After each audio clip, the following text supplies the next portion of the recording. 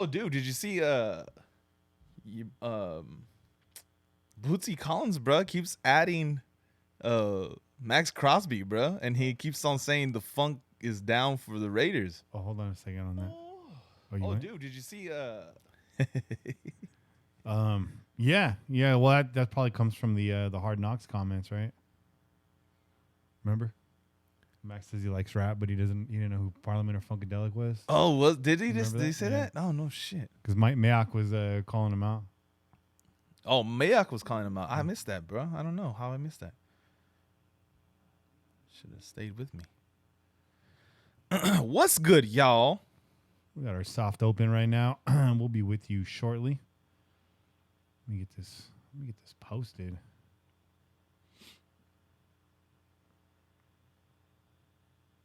Let's see, man. Who's up in here, man? Who still has the motivation to get online with your boys, man? Oh, Austin Lepia.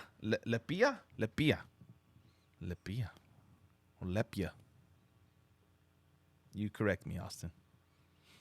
Maybe spell it phonetically. Bobby Wasabi, what's good?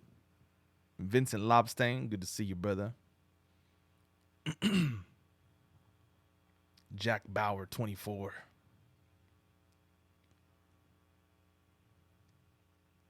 All right. And as far as that ledge goes, man, I don't know. I don't know if we're going to be able to talk you guys off of it today. Well, Pete's here. Pete will help us out, too. There we go, Pete. Hey, somebody help us out in the chat because we're having a hard time doing it ourselves, though. Thanks for joining us, everybody. We're about to get started right now. If it's your first time, this is our soft open. We like to open up the show, see who's in the chat, say what's up. Malcolm Reed is in the chat. Clear our throats and get into it. What's up, Malcolm? What's good, man? Malcolm. Grizz, what's good? Hardcore in the house. Here we go. All right, it's clear the line, guys. Hardcore, good to see you, man. Thanks again for everything that you've done for us. Grizz, man, it's good to see you, too. Bobby, you already know. I've been texting Bobby since he woke up. All right, let's get into it. What time was that? It was about 20 minutes ago.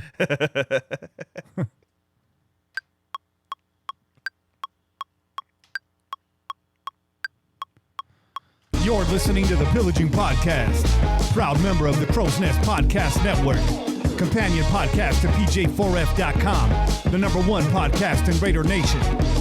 Tune in every week wherever podcasts are found. Call in and leave a message to be played on air at 408-909-PJFF. This episode brought to you by DC4L Custom Tees. Check them out at DC4LCustomTees.com. It's time to pillage another podcast. I'm your host, Kenny Stapler. And over here, on my left, drowning his sorrows, is your boy, Che. Not yet, man, but I'm about to. Man, let's crack this chiller, though. Let's get it in. Oh, yeah. Oh, man. So, let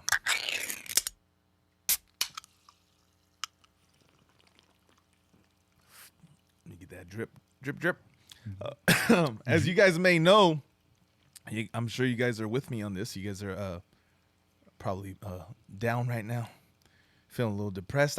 Your boy was so depressed he didn't even go to the store today, man. He said, man, this is bullshit.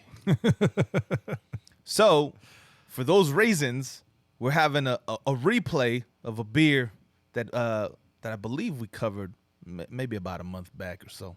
It's been chilling in the fridge since then too. Nice and cold. It's solid, bro. Solid. But we got this excuse me. I swear to God, this cough is better, guys. We got this Bike Dog Brewing Co. Tree Wolf, okay? It's a hazy IPA. Shout out. It's a 7.3 on the Richter scale. It's a hitter. It's a little hitter. It's got a little hit. Yeah. It's got a little heat. It's coming with a little heat, man. Some pop. It's perfect for today when you're going through some shit. If you just want to finish yourself off, man. You know, you're like, listen, man. Hey now. I'm depressed. Let's just go all the way fucking there. Let's get shit faced and let's throw back a heavy ass beer. So right here, I got you, man. Go get yourself a 4-pack of Tree Wolf. It won't let you down. You guys could sit down on the couch, think about all the plays that were missed, and hopefully wake up the next day a little bit with a little more optimism. I finished myself off earlier today. I was done with the notes early. Didn't know what to do with myself. Well, that's a lie. Remind you guys to follow us on Twitter at Pillaging Pod, at Kenny Stapler, at Che_PJ4F, at Caine MT6. Follow the whole crew at CNPodNet. We got a lot of content rolling at you from the Crow's Nest. You got damn right. Merchandise. We're doing a giveaway tonight from DC4L Custom Tees. Best caller tonight. You get the free Pillaging tee and bring the flamethrower. Make excuses if you want. I don't care what you're talking about. Best call wins. We will decide, and if we can't decide, we'll let the chat decide. Also, OneNationFanwear.com. Johnny's hitting you hard. He's got the brand new Raider last concert tour in Oakland t-shirt. Looks very, very much like a Metallica concert tee. Now available in black. It's got every game listed on the back, much like tour dates. It's really fresh. I want one myself. He's got some nice embroidered coaches jackets coming out, varsity style jackets coming out. One Nation Fanwear throwing heat. So make sure you check them out. PJ4F at checkout to get free shipping. Get on that. Again, no tailgate show this week because we were not in Minnesota, but shout out to Jenny Wow fan who was out there. Yeah. Our Crow's Nest correspondent. Sorry, Jenny. At least you didn't have to travel far. Yeah, man. You know what? I'm even more sad that the ladies lost their undefeated streak. As you know. No, that's still intact when they come to Oakland.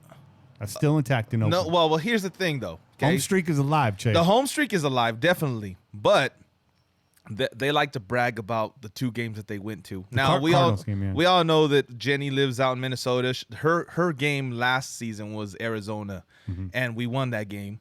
And Angry, of course, came to the Cleveland game with us, and we got that game. So they like to brag that they're undefeated when they show up to games.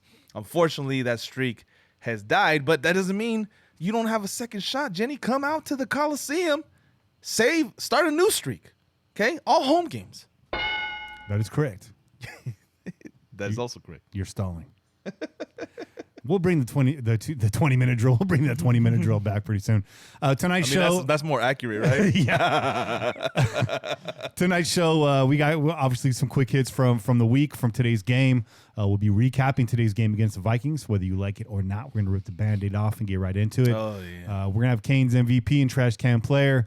We're going to have him follow up on the comments regarding Carr and Gruden last week, which I know everybody's talking about right now. And, of course, your calls, all that and much more on this week's episode of the Pillaging Podcast. Without further ado, let's get it. Raiders suffer their second defeat of the season to the Minnesota Vikings. Let me clarify. It's their second defeat of the season. It's the first one to the Minnesota Vikings. Yes, there you go. Luckily, we only play them once. Losing 34-14 in their first road of the year. Raiders get the Colts next week. Looked pretty damn sharp today. Jacoby Brissett stayed crisp for 4 quarters. The Raiders will then travel to London to face Chicago and continue to Green Bay after that. This road trip just got dark. Yeah, real fast, right? Unfortunately, we were trying to start this road trip with some positivity, with a victory, and feel like, okay, well, maybe we can come out of this long fucking road trip, this no end in sight at this current moment, right? Maybe 50-50. Maybe we split the games. Maybe we come out. Maybe we shock some people. Maybe we win the majority of them. The people ain't talking that shit today. No, they're not. And that includes us. We ain't talking that shit today. It's a rough one today, and this does not look well. This does not look good for us, y'all. I mean, this bottom line. What are we gonna do? We gonna bullshit you? Do I look like a bullshitter to you? He ain't gonna bullshit you, bro. Okay, we need to keep it real. Yeah. And the bottom line is, we shit the bed today, and this road trip is off to a really bad start. Now, we're gonna get into this, but I still have hopes. They're just not all that alive and well with me today. They'll come back tomorrow. Raiders currently tied for second in the AFC West. Keep hope alive. Hey, I mean, I guess that works. Josh Jacobs battled back from illness to play in Sunday's game. Jacobs reportedly lost 10 pounds during the week before restoring his water weight heading into this game. Jacobs was on an IV for about 48 hours prior to kickoff. He's still on limited carries. I think he got 10. I think he ran more on and off the field than he did on the field. Right. To be fair, but Jacob still, I mean, gave it his all today. He looked good. He had one really nice long run. Continued to move the pile all afternoon. It just wasn't enough to get the job done. Yeah. Raiders in a hole early, had to abandon the run game and went to the air, if you can call it that. Keelan Doss got the start over healthy scratch Ryan Grant today. was quiet all day. Raiders still looking for answers in the wide receiver core. Yep. We saw a bigger dose of Waller today. Big, heavy dose of Waller. He had 13 catches on 14 targets. Leading receiver for the day. However, Carr's overthrow to Waller on third down in the half was the backbreaker to me. Yes, Waller got his fingers on the ball, but the delivery left something to be desired. Could have been placed towards the sideline. Carr had about 10 yards to work with there. Before you tell me Carr has to throw over defenders, Che and I watched that play back about 7 times right now downstairs before coming up into the nest. Yeah. There was no excuse. No, those defenders were about 5 or more yards away from Waller, and Waller's 6'6", people. Let's remind everybody that Waller is 6'6", and your boy got hops too. Okay, he gets up. Yeah, and he barely touched that ball with his fingertips. Some people can argue if the ball hits your hands, you should catch it. Okay, but you got a 6'6" target that's running a 4.4 and running away from linebackers, and he's got a corner all to himself. You should find a way to fucking get that guy the ball. Shortened up his stride. Got full extension, full hop, turned his body, couldn't bring it down. Come on, man. That one's on you, Derek Carr. Got to do better, man. Got to do better. You know this team is. You know what this team's missing more than a dynamic playmaker on offense? What's that? Tackles. Oh yeah. Yeah. Hey man, the shit that we were so proud of last week. Yeah. This is the one thing we could be proud of last week. One of the few things. Tackling was piss poor today. I mean, started off decent. We had some nice hits. We had that hit by Joseph and Burfict at the goal line early. You can hear that across the street. Yeah. That was a nice one. Not enough to keep him out of the end zone. But you know what? Your offense goes 3 and out, 3 and out, 5 and out. Yeah. 4 and out, 3 and out. The defense gets tired. Second half, there was nothing left. Arm tackles, really poor job. Well, what can you say, man? I mean, I give the defense kind of a pass on that one. The Vikings do have a powerful offense, and Raiders offense did them no favors today. Nope. And we talked about that all last year, right? People harping on the Raiders defense. We thought it was decent. It was workable. It was a mediocre defense. I think we have a mediocre defense again this year. I think we possibly have an above average defense if given a shot to stay fresh and get some rest on the sideline. You better change that up before this next game, because playing D on the road, that's got to be the hardest job in the NFL, right? No, definitely, man. Listen, you gotta. First of all, you got a crowd that's against you when you're on offense, right? Making tons of fucking noise. And then you got a fucking crowd that just goes completely silent and lets their offense work. And you're out there and they're pounding the ball. They're running the ball. They're making plays. They're getting fucking 3rd and longs on penalties or whatever, you know. And then your offense doesn't return the favor when you do get those stops. Those are big stops in an away stadium for your defense to go out there and say, okay, we gave up a score, but fuck that. Short-term memory. We're going to get back out there. We're going to shut them down this next series. They do it. They hand you the ball, and you shit the bed yet again. Come on, man. Come on. Come on. Come on, boy. Come on, dog. Yeah. Come on. The immaculate reception beats out the catch as the top play in NFL history, just in case your Sunday wasn't rough enough already. Why you got to bring up old shit, bro? Hey, in case you guys didn't notice, the word of the day is shit. Speaking of which, tickets to the Shit Circus now back on sale. Dingleberry Brothers and Fartima Bailey back in town. We got tickets for you. Hey, and if you act now, if you go out there, you purchase those Shit Circus tickets, you will get a fully loaded nachos bowl, okay, for free, okay? That's on the house with the Shit Circus tickets. What are those fully loaded nachos loaded with, though? Oh, man. What is this Shit Circus? Yeah. You know what? We might have to look into that. I hope there's no secret ingredients. Just make it carnitas and the guacamole and the sour cream. It's chock full of turd burgers, bro. Man. Right now, it's all bad. Maybe don't eat that. Maybe don't. Maybe just save the bowl because it's shaped like a football. We got 4 of those, bro. Tune in to HBO's Real Sports with Bryant Gumbel this Tuesday for an in-depth interview with Richie Incognito. Richie goes into detail on his previous arrest, bullying allegations, and his struggle with addiction. I got to read some excerpts of that on Yahoo today. Looks like it's going to be a pretty eye-opening interview. I'm looking forward to it. I think, from what we saw of Incognito during Hard Knocks, he's a likable guy when he's being a likable guy, if that makes sense, if that's fair enough. and I like to hear him talk, and I'm interested to hear his side of the story. I think there's a lot about Incognito that's been wrapped up in I don't want to say rumor, but it's it's a lot of spin, and it's a lot of it's true, a lot of it's hard, and I'm hoping just for some context, never let a guy off the hook for the nasty stuff he does. Right. But Che and I, we make a living giving people second, third, fourth, fifth chances. So, we've done that. Yeah. We've done that on this show. Yeah. And so tune into that. That should be a good one. If you don't have HBO, hit me up. I got those bootleg satellite cards.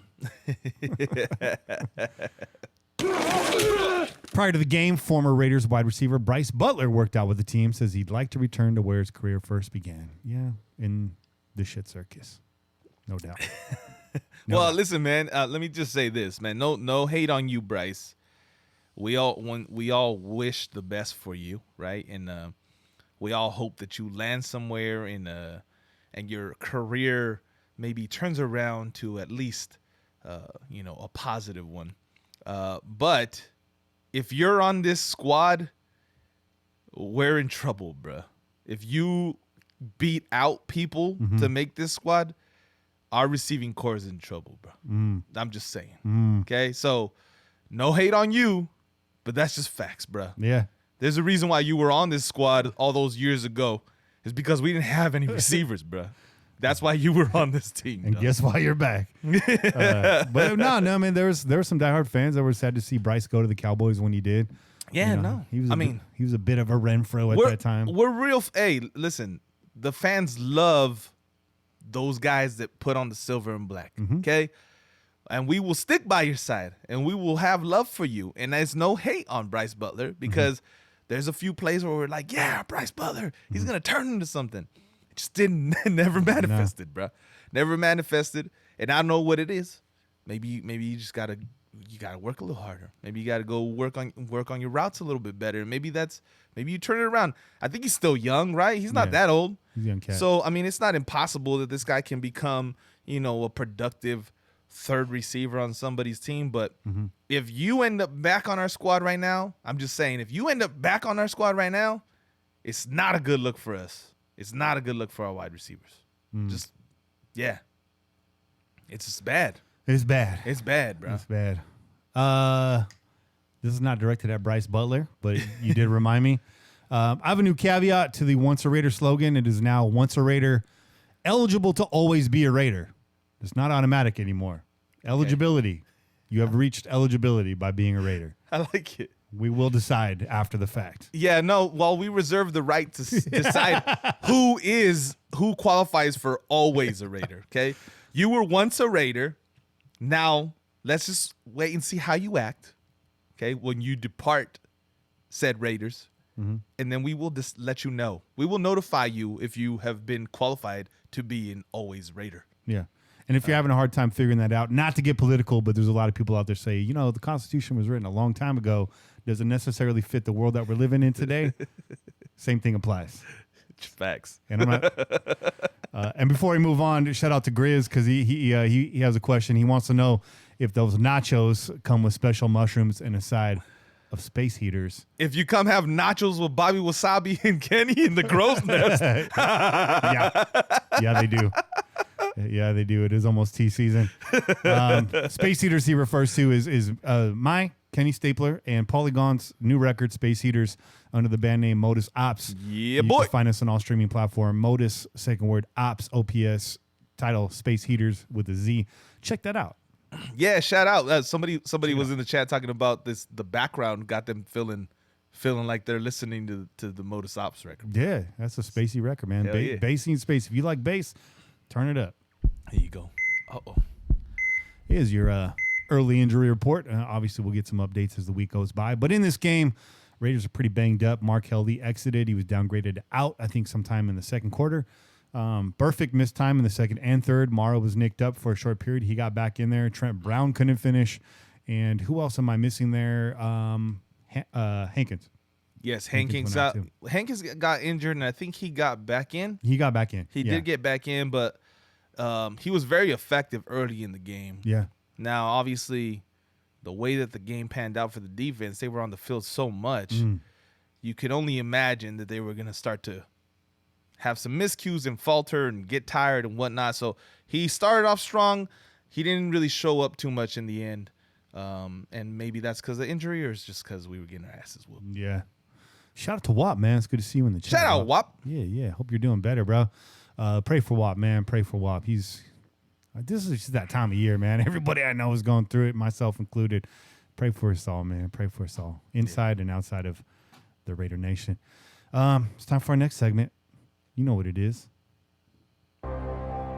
Fact. Silver and Black Facts, brought to you every week by us.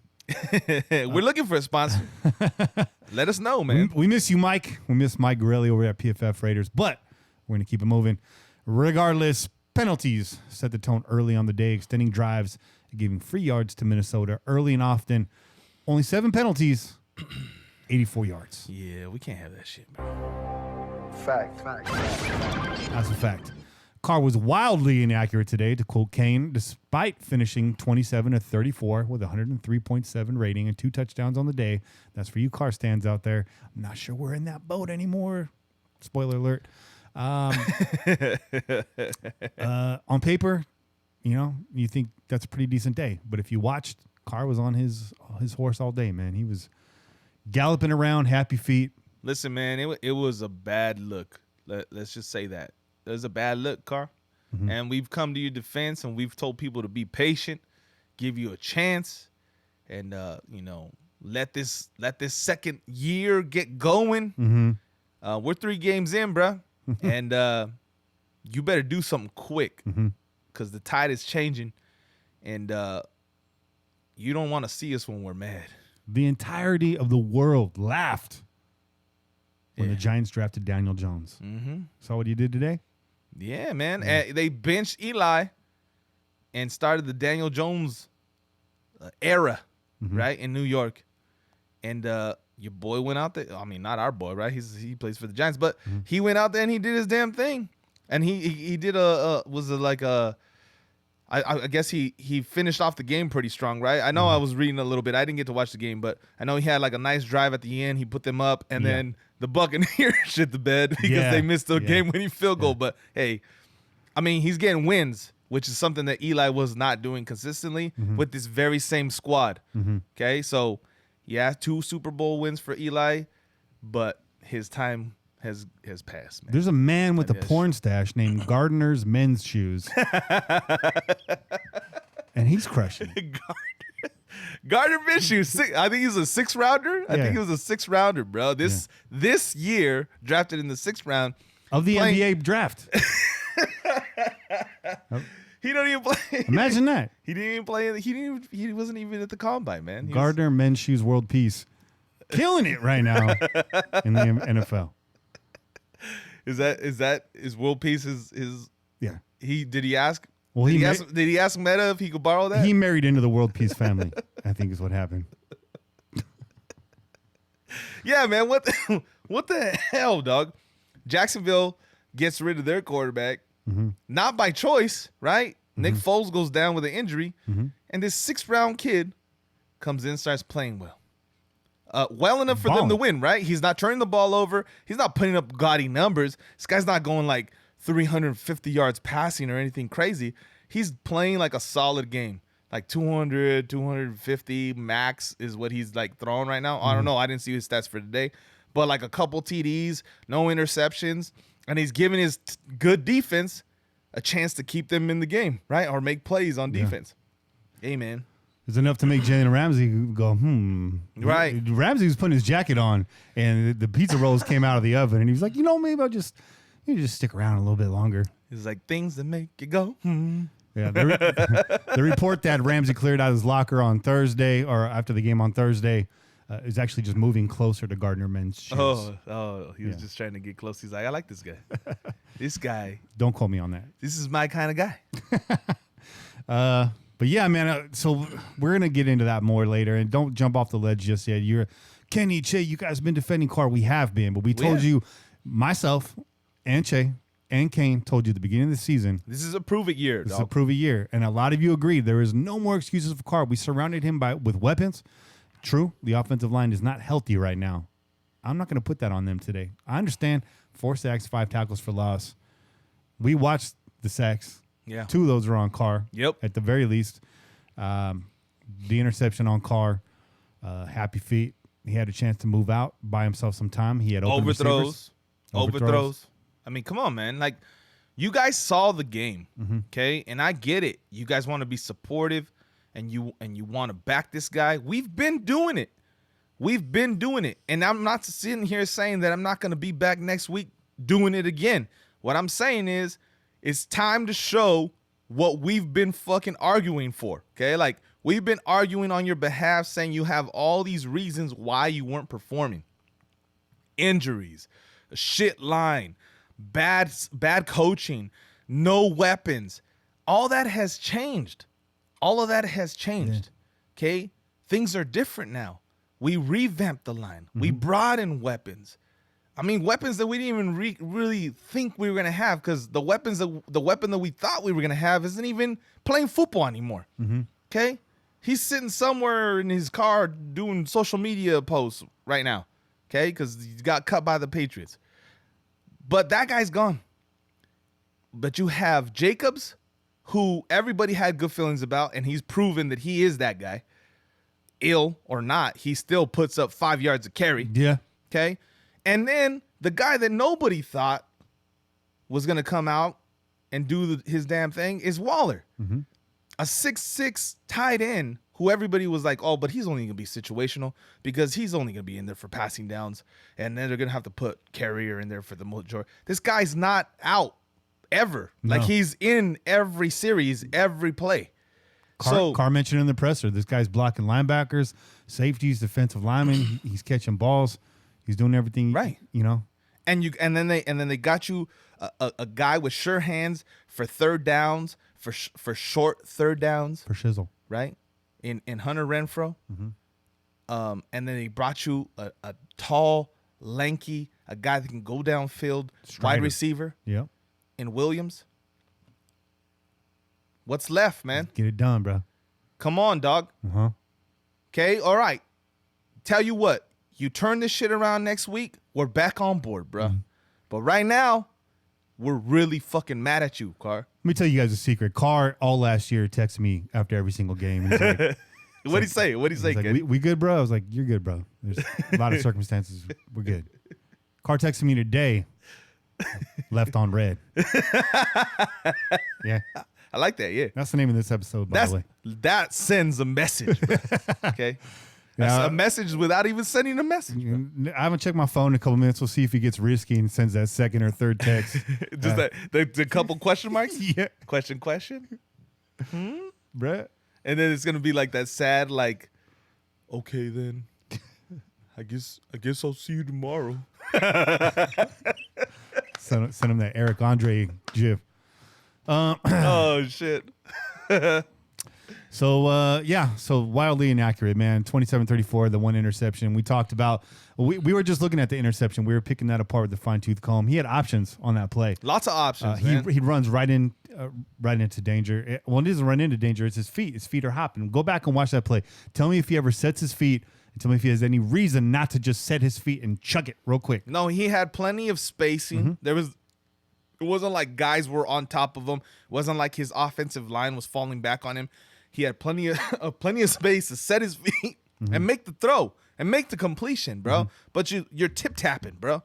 You're tip-tapping. And I know that's also part of quarterback footwork. Yeah. Okay? That must have drove Olsen crazy right there. But there is a time when you're going to go make the throw. Did you set those feet? They shouldn't still be moving when you throw that ball. And instead, you didn't. And we got an interception to show for it. Was it the sack in the late second quarter? It was like third down. He takes a sack. We see Jacobs open in the flat. We see, I think it was maybe Moreau in the intermediate route. So it was like this, and I'm not really sure who he stared down because that's what he did on that play. It was one receiver to the left. At least that's what I'm remembering. Maybe there was two. Maybe he just got cut out of the picture. But there was one receiver on the left running an out route, which is who he stared down. On the right side, you had Waller, Moreau, and Jacobs. You had your two playmakers on the right side.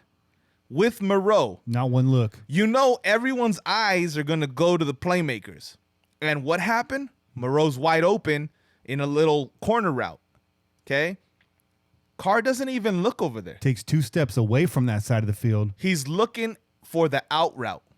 Okay? Maybe you've trust, and maybe it was Hunter Renfroe over on the bottom side, on the left side, running that out route. Maybe you really trust Hunter's hands in that situation. But dog, look. Instead, you stare it down, it doesn't open up, and then you run into the line. You take steps forward instead of taking steps outward, and you run into a sack, dog. And you have a Renfroe wide open, and you have a Jacobs in the flat. You had a linebacker in between both those players, turned like this sideways with his back towards the sidelines, trying to figure out, what do I do? What do I do in this situation? I got Jacobs over here who's a stud, and I got this rookie over here who's solid running behind me. What do I do? And you didn't even look his way. He didn't have to make a decision. No. He didn't even have to make a decision, dog. You give that ball to Jacobs, we talked about it. You give that ball to Jacobs is getting that first down. Oh, it's him and a DB. Because that's what he fucking does. That's Okay, it. Jacobs gets that ball and he makes a couple moves. He gets past. He makes that linebacker miss that tackle. Yeah. And then who knows how long that goes? Or you throw that shit to Moreau. He catches it on the sideline for a first down. Bang. Bang, bang play. Could have happened right there. Instead, it's a sack. Man. Or get your wheels on. Run behind Jacobs. He makes that block for you. You can get up the sideline. You feel like a real stud, Carr. But none of that happened. Nope. Instead, Raiders continue to struggle to convert on third down. They were 3 for 11 third downs on the day. Not good enough, guys. Not good enough. Fact. On the other side of the ball, third down defense just as ineffective as the offense, allowing Minnesota to convert 5 out of 9 third downs. As you can see, they were not in third down situation as often as we were. Why? Because we're giving up big plays. 2nd and 15, giving up first down runs, all that, and a bag of cashews. So much for what appeared to be a staunch run defense on display in weeks 1 and 2. Raiders lost the battle in the trenches today, surrendering 211 yards to Dalvin Cook and the Minnesota Vikings on the day. Dalvin Cook racking up 110 of those yards all by himself. Yeah. We warned you, it might happen. Fact. Raiders behind early, and recovering Josh Jacobs resulted in just 10 carries for 44 yards for the rookie running back, 88 yards overall for the team. Again, you can blame them getting in a hole early. Also battling illness, bro. I mean, it was well reported that he was battling illness, and you could see them managing his time on the field. Like you said, he probably had more yards running on and off the field than he did, in actual gameplay. And because of the depth at running back, with Richard being a multi-use back, being able to catch the ball out the backfield, and Washington kind of doing what Jacobs does to maybe a lesser effect, they went ahead and they took their chances with that. I sure hope Jacobs is healthy and ready to go back at 100% next week, because we're gonna need him, bro. Yeah, because he needs to be there all 3 downs, bro. I don't care. 14 targets to Waller. What does that mean next week? Indy's going to bracket the shit out of Waller. Yeah. So let's get Jacobs out there, man. Let's get Jacobs in a receiver pattern. Let's do some tricky stuff with Josh Jacobs. He can make it happen. I see Richard out there. Saw a nice little out route to him. Let's get creative with Josh Jacobs. Let's get creative with Tyrell Williams on some one-on-one matchups. He's a big, lanky dude. I get it. It takes him a while to get up to speed, but he's going to win most of those one-on-one matchups. Carr, you want to put the ball up in the air? Put it up in the air for Williams, man. There you go. In a one-on-one matchup. There you go. No, here's the other thing that's bothering me, at least for what I saw today. We've talked about Jacobs and we've talked about Waller at end here. We're talking about them being the biggest playmakers on this team. So I see them rarely go into motion. Okay? When they are spread out, they're already set there. What I would like to see is Waller starting in position, the normal tight end position, and then spread out. Because you pull the defender out of the box. There you go. Yeah. That's going to do 2 things, right? It's either going to show you that the team is in zone, right? And we motion other players, but that doesn't always tell you. If you motion a wide receiver, it's not always telling of what's really going on. Right. DB assignment just switches. Right. Nobody moves. Right. So when you take your tight end, you have them inside, lined up in the normal tight end position, and then all of a sudden you motion them outward or maybe even across to the other side. You get to see if they're really matched up with him with a linebacker. Most of these linebackers ain't gonna be able to hang with this guy. And if you spread him out and a linebacker follows him, oh dog, you're going to fucking Waller all day long. Okay. The same thing goes for on like Donkey Kong. Yeah, and man. Radon Chong and Thong all night long. All night long. Bag of gone, get it on. But listen, man, you're going to put Jacobs in the same situation. Jacobs in the backfield, then motioning out, and you get to see if a linebacker follows him too. That's exactly what we want. And that's what we need to take advantage of. We got two studs, man. These guys are studs. No hate on the rest of the guys. No hate on Williams. I think Williams is a stud too. I do. But these guys by far are the best players on our offense, the best skilled players on our offense right now. So let's make use of them, dog. Why? I don't understand. I don't see no reason to not go to them 80% of the time until the defense adjusts and says we're gonna shut these guys down. And if they do that, that's good for the rest of the guys on the offense, man. That's actually good for you, Carr. It's actually good for you. Fact. Now that out route that you want to throw to Hunter Renfrow is open. It's open. It's there. Everything underneath going to be right there for you. There you go, man. Real nice. We got to do some. We got to change things up, man. And I'm not. Today it's on Carr. Okay. There's a little bit of. I think we got out coached too. Oh, definitely. Yeah, big time. Okay. But I'm putting most of the blame on Carr because what we saw on the film, right? We saw in the game. We saw a lot of opportunities that Carr did not take advantage of. So I'm putting this on Carr. Now, Carr comes out. He has a better game. He's looking. He's seen all his receivers this next game, and we have the same kind of outcome. Then it's on you, Gruden. It's on you. You got to get out of whatever, whatever is in your head or whatever, like I'm a coach. I know how to do. If things ain't working, if your offense ain't working, you got to switch it up. But I'm waiting to see, man, because KC, I mean, they don't have the worst defense anymore. Definitely not as good as Minnesota. We put 10 points on the board against them. Right. We saw Indy's defense last year, much improved defense in Indy. They're a fully fleshed out team right now, and Brissett is stepping in just fine. Colts fans are starting to not sweat it as much. You know what? This season might be okay for us. Well, we're not feeling that way, and we're headed into their house. Indiana's no pushover. Nope. A lot of people sat back to look at this road trip. They're trying to make sense of it. They're, Minnesota, we can get Minnesota. I never really thought we can get Minnesota. I think Minnesota's a really good team. I think they've been underperforming. I think Indy is better than I realized. And then you got to go to London against Chicago, and then it's back against Green Bay. It's a rough road. And Houston looked good today too. Houston didn't finish out today, I don't think. I think they might have lost today. Yeah, they lost. But Houston, we already know what they got. They got DeAndre Hopkins, and they got not Jackson. Is it Jack? No, it's not Jackson. Who's their quarterback, man? Deshaun Watson. Yeah, I knew it is. I knew it ended in an SON. Yeah. But they got Deshaun Watson, and we know that Deshaun Watson can do both, man. He's got great. He's great passing, and he's great on the run too. And their running back game is kind of iffy right now. They don't really have like a number one guy over there, but they have a bunch of guys that do a bunch of different things, right? They got Duke Johnson, I believe, who's great pass-catching running back. And I believe they have... their defense is playing well. Who's homie that used to play for the Niners? Not Gore. Hyde. Yeah, Carlos Hyde. Yeah. So, I mean, Carlos Hyde, he's probably on his last legs, and he's not that great, but he's still in the NFL. He's still a player. And if we're as bad of a running defense as we were today, he's gonna have a say in the game. I feel good again about our team against their rushing squad. Well, let's see what happens. There's a few weeks out. A lot of things can change on both sides. I'm just trying to point out that it's a rough road ahead. You guys knew that already, but I think maybe take it a little bit more seriously.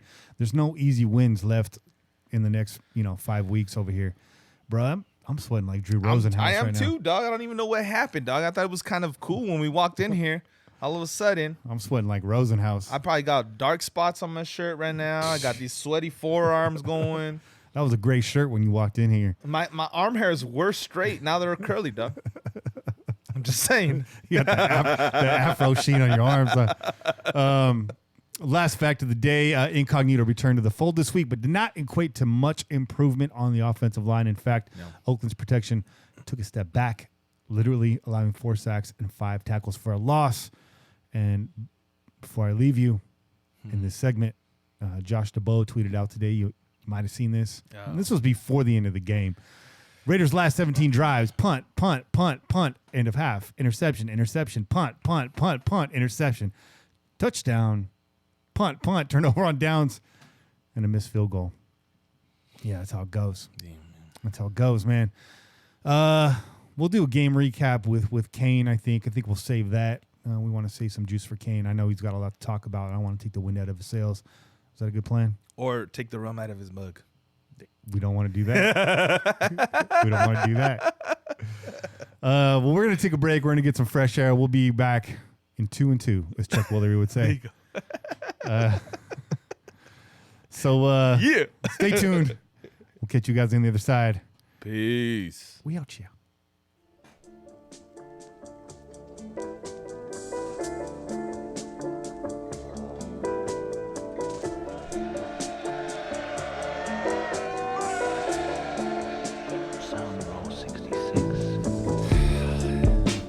Hey, we appreciate y'all riding with us, man, on such a fucking shitty day. Just want to let y'all know we appreciate y'all riding with the Pillagers, man. You know, Kenny's always got jokes for you. Hell yeah. Hell yeah. Oh, dog. What the hell happened, bro? Look at this. You think I'm playing, bro? Look at this. Curly ass arm hair.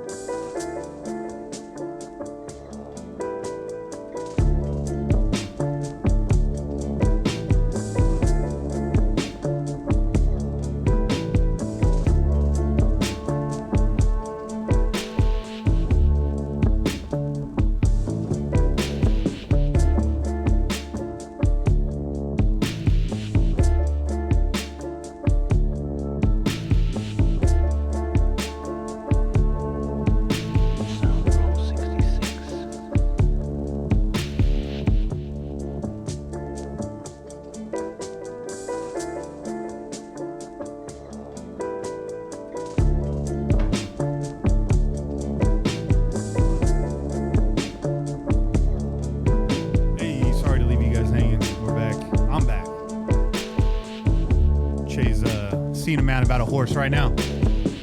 Sorry to leave you hanging. We're going to get Caine on the phone here.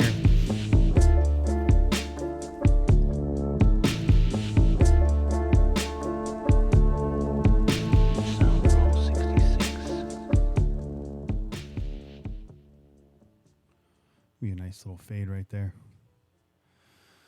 Villagers, are you hanging with us? That was a little longer. Thanks. Yeah, it was good music. I made that about 10 years ago. It still holds up. It still holds up. I gotta say. Let me see what's up here.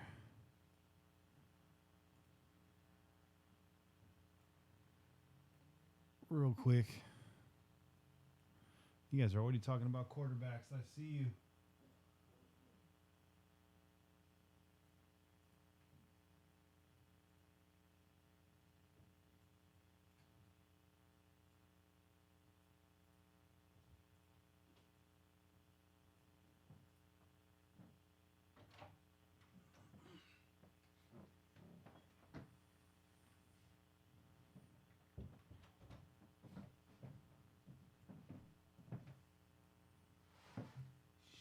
And now Chase back. Sorry, guys, just cleaning up some stuff here in the audio. Those of you, again, joining us for the first time, we take breaks. It is a live show. It is hot in here. We had to use the facilities. We had to get some cold beer, fill up the hydro flasks. Got to stay hydrated, bro. That's the Pulga hydro flask, bro. Chase lost 10 pounds since we started this episode. We got him an IV. All on my forearms, bro. Lost all the weight from my forearms, bro. So I gotta start eating spinach again. See if Caine's ready. We're calling him a little bit early. Yo. What's good, brother? What up? What's good? What's good? Hold on a second. I'm in the living room. Turn this TV down. Shit. In the meantime, my Google Home decided to start playing Taylor Swift out of nowhere. And I feel like my daughter's to blame.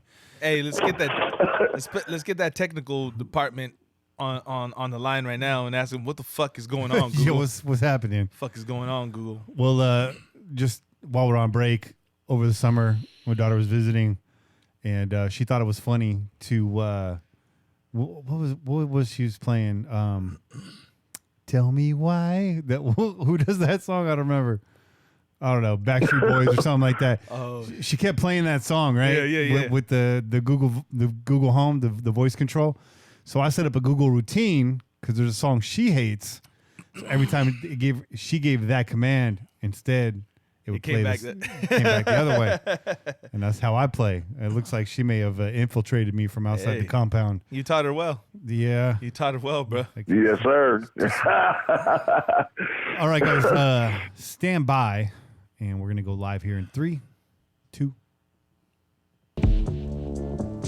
And we're back on the air. It's Caine's Corner, brought to you every week by NFLshop.com. That's right. The link is right back up on the site, listed as an affiliate sponsor, so there's no misunderstandings. If you go to pj4f.com or pillagingpodcast.com right now, scroll down, and you will see a link to NFLshop.com. Click through. It'll get you right on the Raiders landing page. That's right. I teed it up for you because the NFLshop.com site can be a little bit annoying. Click straight through our website. Whatever you purchase, we get 10% back. He helps keep our pirate ship afloat on the water. That's Caine, welcome to the show, man. You brought that flamethrower on. Good to be back. Good to be here, man. Good to be here. It's good to hear your voice. We've been texting all day already. You were on the show with the flamethrower last time. Things did not get any better, so I expect you to really bring the heat and follow up this week. Let's talk, before we get into your segment, a little bit how I had it drawn out. I kind of waited to go over the good and the bad from this game until we had you on because I know you got a lot to say about it. Right now, the only bullet point I have under this game as the good was Darren Waller. And we could say Josh Jacobs as well. What do you see? What's the silver lining from this game? Well, Cleveland Farrell made a play. He almost got an interception. And he keeps bringing it weekly and showing his pick, his draft status to be worthy.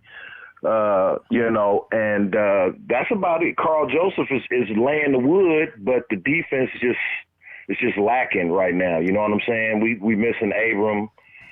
So really, the silver lining, sorry to translate into something else, but the silver lining, other than what the guys you named, I would have to add Cleveland Farrell to that list. Yeah. It was good. I can't disagree with that, man. That was a heads-up play today, that tip pass. That was beautiful, man, because, he got out there in that open space and realized, oh, shit, they're about to set up a screen pass right behind me. He stopped.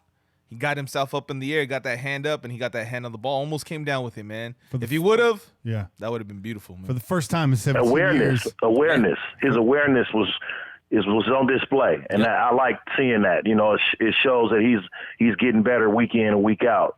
Caine, so that's something to look forward to. Caine, it was the first time in 2 decades that a Raider player sniffed out a screen pass. We can celebrate that. Right? No shit, right? We can celebrate that for sure. Yeah. Actually, that reminded me of that Khalil Mack interception against the Carolina Panthers in 2016. Yep. Had he caught that pass and ran it for a touchdown, that's a la Khalil Mack. Yeah, definitely, man. You know what? They gave him a lot of props on the air too, man. The 2 announcers were like, that's a heads-up play right there. That's a veteran play. And coming from a rookie, a first-year guy, that tells you a lot about where his head's at and his awareness on the field. So that all looks good for us, bro, for the future, right? Yeah. And I think they also made a comment about Minnesota's defense in terms of that, right? Like the amount of years that those guys have all played together, and basically John saying that's what we want here, right? So we want to see all these guys that we drafted and some of the guys that they feel are cornerstones of this defense to stick around, and then you draft the guys to fill in those leftover spots. And hopefully they all hang out together for a while, man, and this becomes a really good defense because the potential's there, bro. What do they say? Saturday morning cartoons, and that's one to grow on. There you go. Let's get into the bad. Oh, shit, I passed it on. Oh, shit, I passed it on, man. I think it's just this heat, man. It's drying out our fucking throats, bro. So let's see. That's the silver lining. Let's get into the black clouds. What was the bad in this game? We already kind of picked on some of it. You can go into more detail. 3rd down conversions, penalties, Derek Carr overthrows, run defense. You got your dealer's choice right here, Caine. Break down some of the bad in this game. Well, first of all, at first glimpse you want to go, okay, the defense sucked today, but you got to think about it. We was missing Burfict.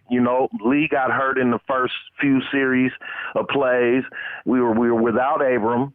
We got a rookie cornerback out there. Worley is not who we thought he was last year, defensive wise. So there's a lot of things that we thought would be better this year on defense, and players with that, and also players missing. I can't blame defense today, but what I am gonna blame is the quarterback, and this just spins off what I said last week, and I think I just didn't word it or put it in the correct terms when I was saying Derek Carr, because I was saying he was missing open receivers. What I meant by that was he was not seeing the field. Right. That's what I meant. I should have said that last week, because he's looking at one half of the field and there's receivers and tight ends open on the other side of the field. Yeah. He's seeing ghost pressure. It's almost as if he's scared. I hate to say that because this game is not for the faint of heart, but that's just what I see from him today, Yeah. Yeah. Am I wrong? No. Or are my eyes deceiving me here or what? No, I said, I reminded everybody before you came on, because they're talking to one of our friends outside the show here saying, oh, don't flip-flop, Kenny. You've been protecting Carr for a while. Hey, we told you guys before the season, Carr is out of excuses. Yeah. Out of excuses, at least with us. So it's our turn to now be critical of Derek Carr. We protected his ass all the way through 2018, first year in the system, a team in transition. 2017 went completely sideways. The whole team was FUBAR. Everybody cashed in. Can't just blame one guy for that. This year, you got a bunch of young guys. You got dudes that want to buy in. Carr's even saying himself in Hard Knocks, hey, John, Coach, I could read the protection better. I'm comfortable with everything. Me knowing our system helps me understand the defense is better. I'm seeing it all. I'm not seeing it show up, though. It's not showing up on the field, though, Carr. Yeah. You might have had a good practice, but where's it at? You're not going through reads. I didn't pay too much attention to the line today because I was busy watching Carr's helmet. I want to see, is this guy's head on a swivel? Is he going through progressions? And I didn't see any of that today. You know, but man, the thing that bothers me about Carr right now the most is that I don't feel like the guy's just going out there playing fucking football. No, he's not letting it loose. He's not letting it loose. Everything's like really careful. I feel like he's in his own head and he's thinking about how he shouldn't fuck up and how he's got to make the best call instead of just going out there and playing football, man. Just go out there and play football. He's tight. Yeah, bro. Like you just look strung up, bro. Like you look like you're not cutting loose. And once you have the offense down, which you say you do, that's when you should feel free to just play football, dog. Caine, is it safe to say that 2016 was a fluke season injected with a good amount of luck and a fearless Derek Carr? Was that a fluke season, or is that Carr's ceiling? Is that potential, or was that fluke? I'm gonna have to say it was Carr's ceiling. And I think that the leg being broken, the back being broken, finger damage, not saying this all affected his play physically, mentally, those things affected him. Whether we want to say it didn't or not, I read a really good article. Matter of fact, I think you gave it to me, Kenny, from Sports Illustrated, and it detailed Mark and how Gruden came here. He asked, can he fix his quarterback? Now, if Mark saw this 2 years ago, and, we've been trying to protect this guy for 2 years, Mark saw 2 years that this is not, something's wrong with him. He's not the same since he's been injured. So right now, today, 2 years later, I'm going to have to say, yeah, he's affected with his injuries, man. And so this is evident. Today was so evident. Wide open, guys open, overthrowing them and lobbing, just almost like he did, he's, what's the word for that? Telegraphing his pass and then, aiming too much and overthrowing. Just looks out of sync. It's over. Audibling into bad calls, missing reads. He's shown a little bit more mobility. He had some nice maneuvers in the Denver game. He had one nice evasive move in the KC game. Didn't translate to a win. Obviously, it's one play isolated. Seeing flashes of it, but he's just not putting it together at all whatsoever.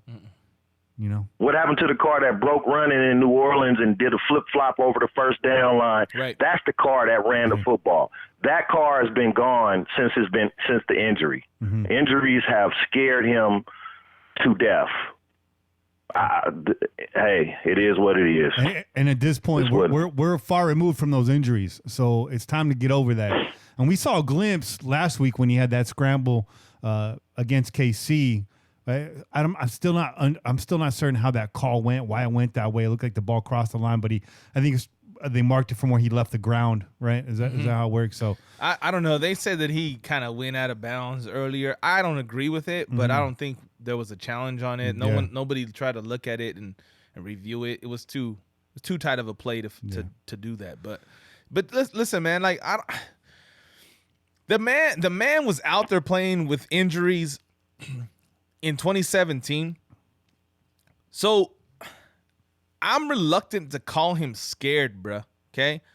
Because he's still out there knowing that he's injured and he's not as mobile and he's not as capable physically, but he's still he's putting his heart on his sleeve. He's trying to be the guy.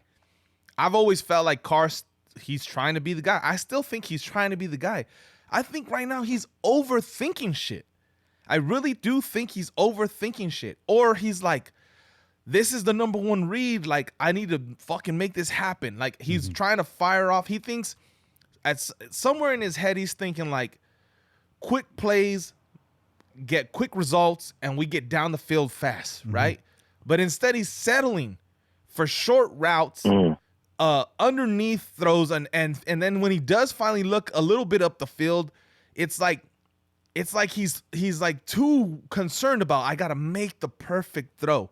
Instead of letting that fucking ball fly, he's lofting fucking high passes. Like, we're talking about it today. Your boy Waller had a fucking fantastic game. How much better could it have been if fucking Carr threw some of those passes on a rope instead of fucking floating them to him, bro? Instead of him having to get up in the air, slowing down his momentum, and then getting tackled, getting hit underneath on his legs. There's a possibility the dude gets injured. That's the last thing we want to see.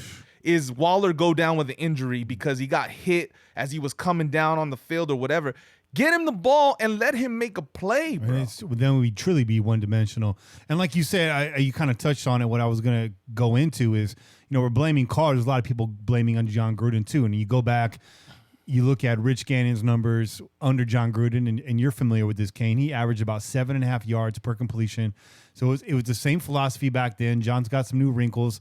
I'm not necessarily an enemy of the West Coast offense. I understand that there's a lot of value to that. It's about moving the chains. It's about eating up clock. I like that kind of football. I like running it down your throat. I like keeping your defense on the field. I like those things. But when you get in a hole, then you get hampered, right? And so what you were saying is, Carr, I got to make this first read, quick plays, make quick things happen, and we move downfield.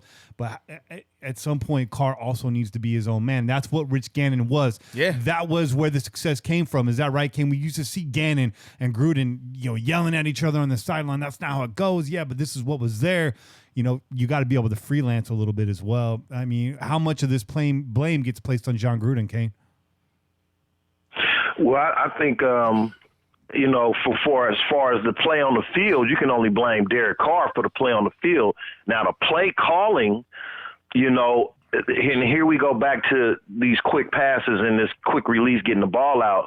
How many of those plays are checked down to the running back? Is that the hot read? Is that the first read? Is that the first read in the in the progression, or is that the hot read because you see somebody coming that's not coming because, so you want me to say whose fault is this? I don't know, because I don't call the plays. So I don't know what Derek is doing, because he's hiking the ball and we 3rd and 11 and you throwing it 2 yards to the running back, at 2 yards above the scrimmage line. Did John call that play? I don't know. Did Derek audible into a wrong play? Could be the question. Could be. So I guess you got to lay blame both ways if you don't know what's going on behind the scenes, because I don't work there. You know what I'm saying? I can only go off what I'm seeing on the field. So right now I'm going to blame this whole shit on Derek Carr, and John Gruden, you get a game ball as well. That's how I got to lay it out. That's fair enough, man. In fact, since we're kind of on that subject already, we didn't get to do it last week. One of our callers did it for us. We forgot, but Pete gave us our MVP and our Reggie Nelson Trash Can Player of the Week. So let's get into it. That's right, Reggie Nelson. The title still belongs to you, though. I think I know who you're going to give the MVP to, but Caine, why don't you go ahead and do the honors? I'm going to give it to Darren Waller. There you go. You the real MVP. I'm going to give it to Darren Waller. Yeah. Hell yeah. Hands down, unanimous. No one's going to argue with that. The trash can, give me your trash can. I got an honorary trash can player that hasn't been mentioned yet. I know where Caine's going. This is funny. I've been thinking about this ever since you sent me the segment details. How can I say this dude is a trash player if I'm going to say that Waller is the MVP? How can I spin this? How can I think about this? Is there somebody else that I could give that card to? Was there somebody more worthy of the card than this guy that I'm getting ready to name? But it's Carr. It's Derek Carr. Derek Carr is the trash can player of this game. That's right. Back it up. And while we're backing this truck up, whip it. Make sure you look in the rear view, bro. I'm going to give an honorary runner-up to Curtis Riley. Oh, yeah. I can't disagree with that one. Yeah. Riley, bro. No, can't disagree with that. You can jump in the truck, too. Hey, Riley, man, we might have to rename this segment after you if you ain't careful, bro. Okay? We don't have Reggie Nelson as our safety anymore. But you out there fucking up just like he did. Yeah. Worley was getting cooked. Worley was getting cooked when they threw the ball too. Yeah. Yep. Worley, but I'm not gonna say he was trash can, but he was getting cooked. Adam Thielen cooked him a few times. Mm-hmm. So. And a tough matchup against Thielen. I think the biggest mark against Worley, he's serviceable. He can get out there and do the job of a corner. You're not going to rely on him. He's not a number one, but he for damn sure can't tackle. Yeah. He for damn sure can't tackle. We didn't see it at least, right? No, we haven't seen that. So there's your MVP and your Reggie Nelson Trash Can Player of the Week. Curtis Riley getting the Junior Reggie Nelson Award. There's a spider right in front of me. I got it. Nothing to worry about. You got it. So let's, a lot of talk about this road stretch here. We kind of laid out who's in front of us, and you and I were talking about this earlier. Where do the wins come from down the rest of this stretch? Again, we got Indy up next week. They're no slouch. You're going to London. Historically, Raiders historically bad in London. We're playing against Chicago. The big Mac car rivalry, or quote unquote rivalry, or revenge, or whatever you want to call it. Then you got Green Bay, and they seem to be trying to get on the same page. I think Green Bay is not quite there yet. I think they can still hurt you. I think when they do, they're going to be a very dangerous team once again. That whole NFC North right now is looking pretty strong. Yeah. Then you got Houston at the back end of that roadie, only for us to come back and play the Detroit Lions, who, let's face it, the Detroit Lions are not your 2003 Detroit Lions. They're not the Detroit Lions of yesteryear. Again, not a juggernaut, but a team that could bite you in the ass. You know what? I think they won today. They had a pretty decent game. Yeah, they did. 27-24. So there you go. Where do the wins come from down this stretch, Caine? Where do the Raiders end up when they get back to Oakland? So right now, teams 1-2, tied for second in the AFC West for what it's worth. 1-1 in the division. But along this stretch, where are the wins, where are the losses? Are there any wins? Along this stretch, not for the rest of the season, just this 5 weeks. Yeah. That we got these next 5 games.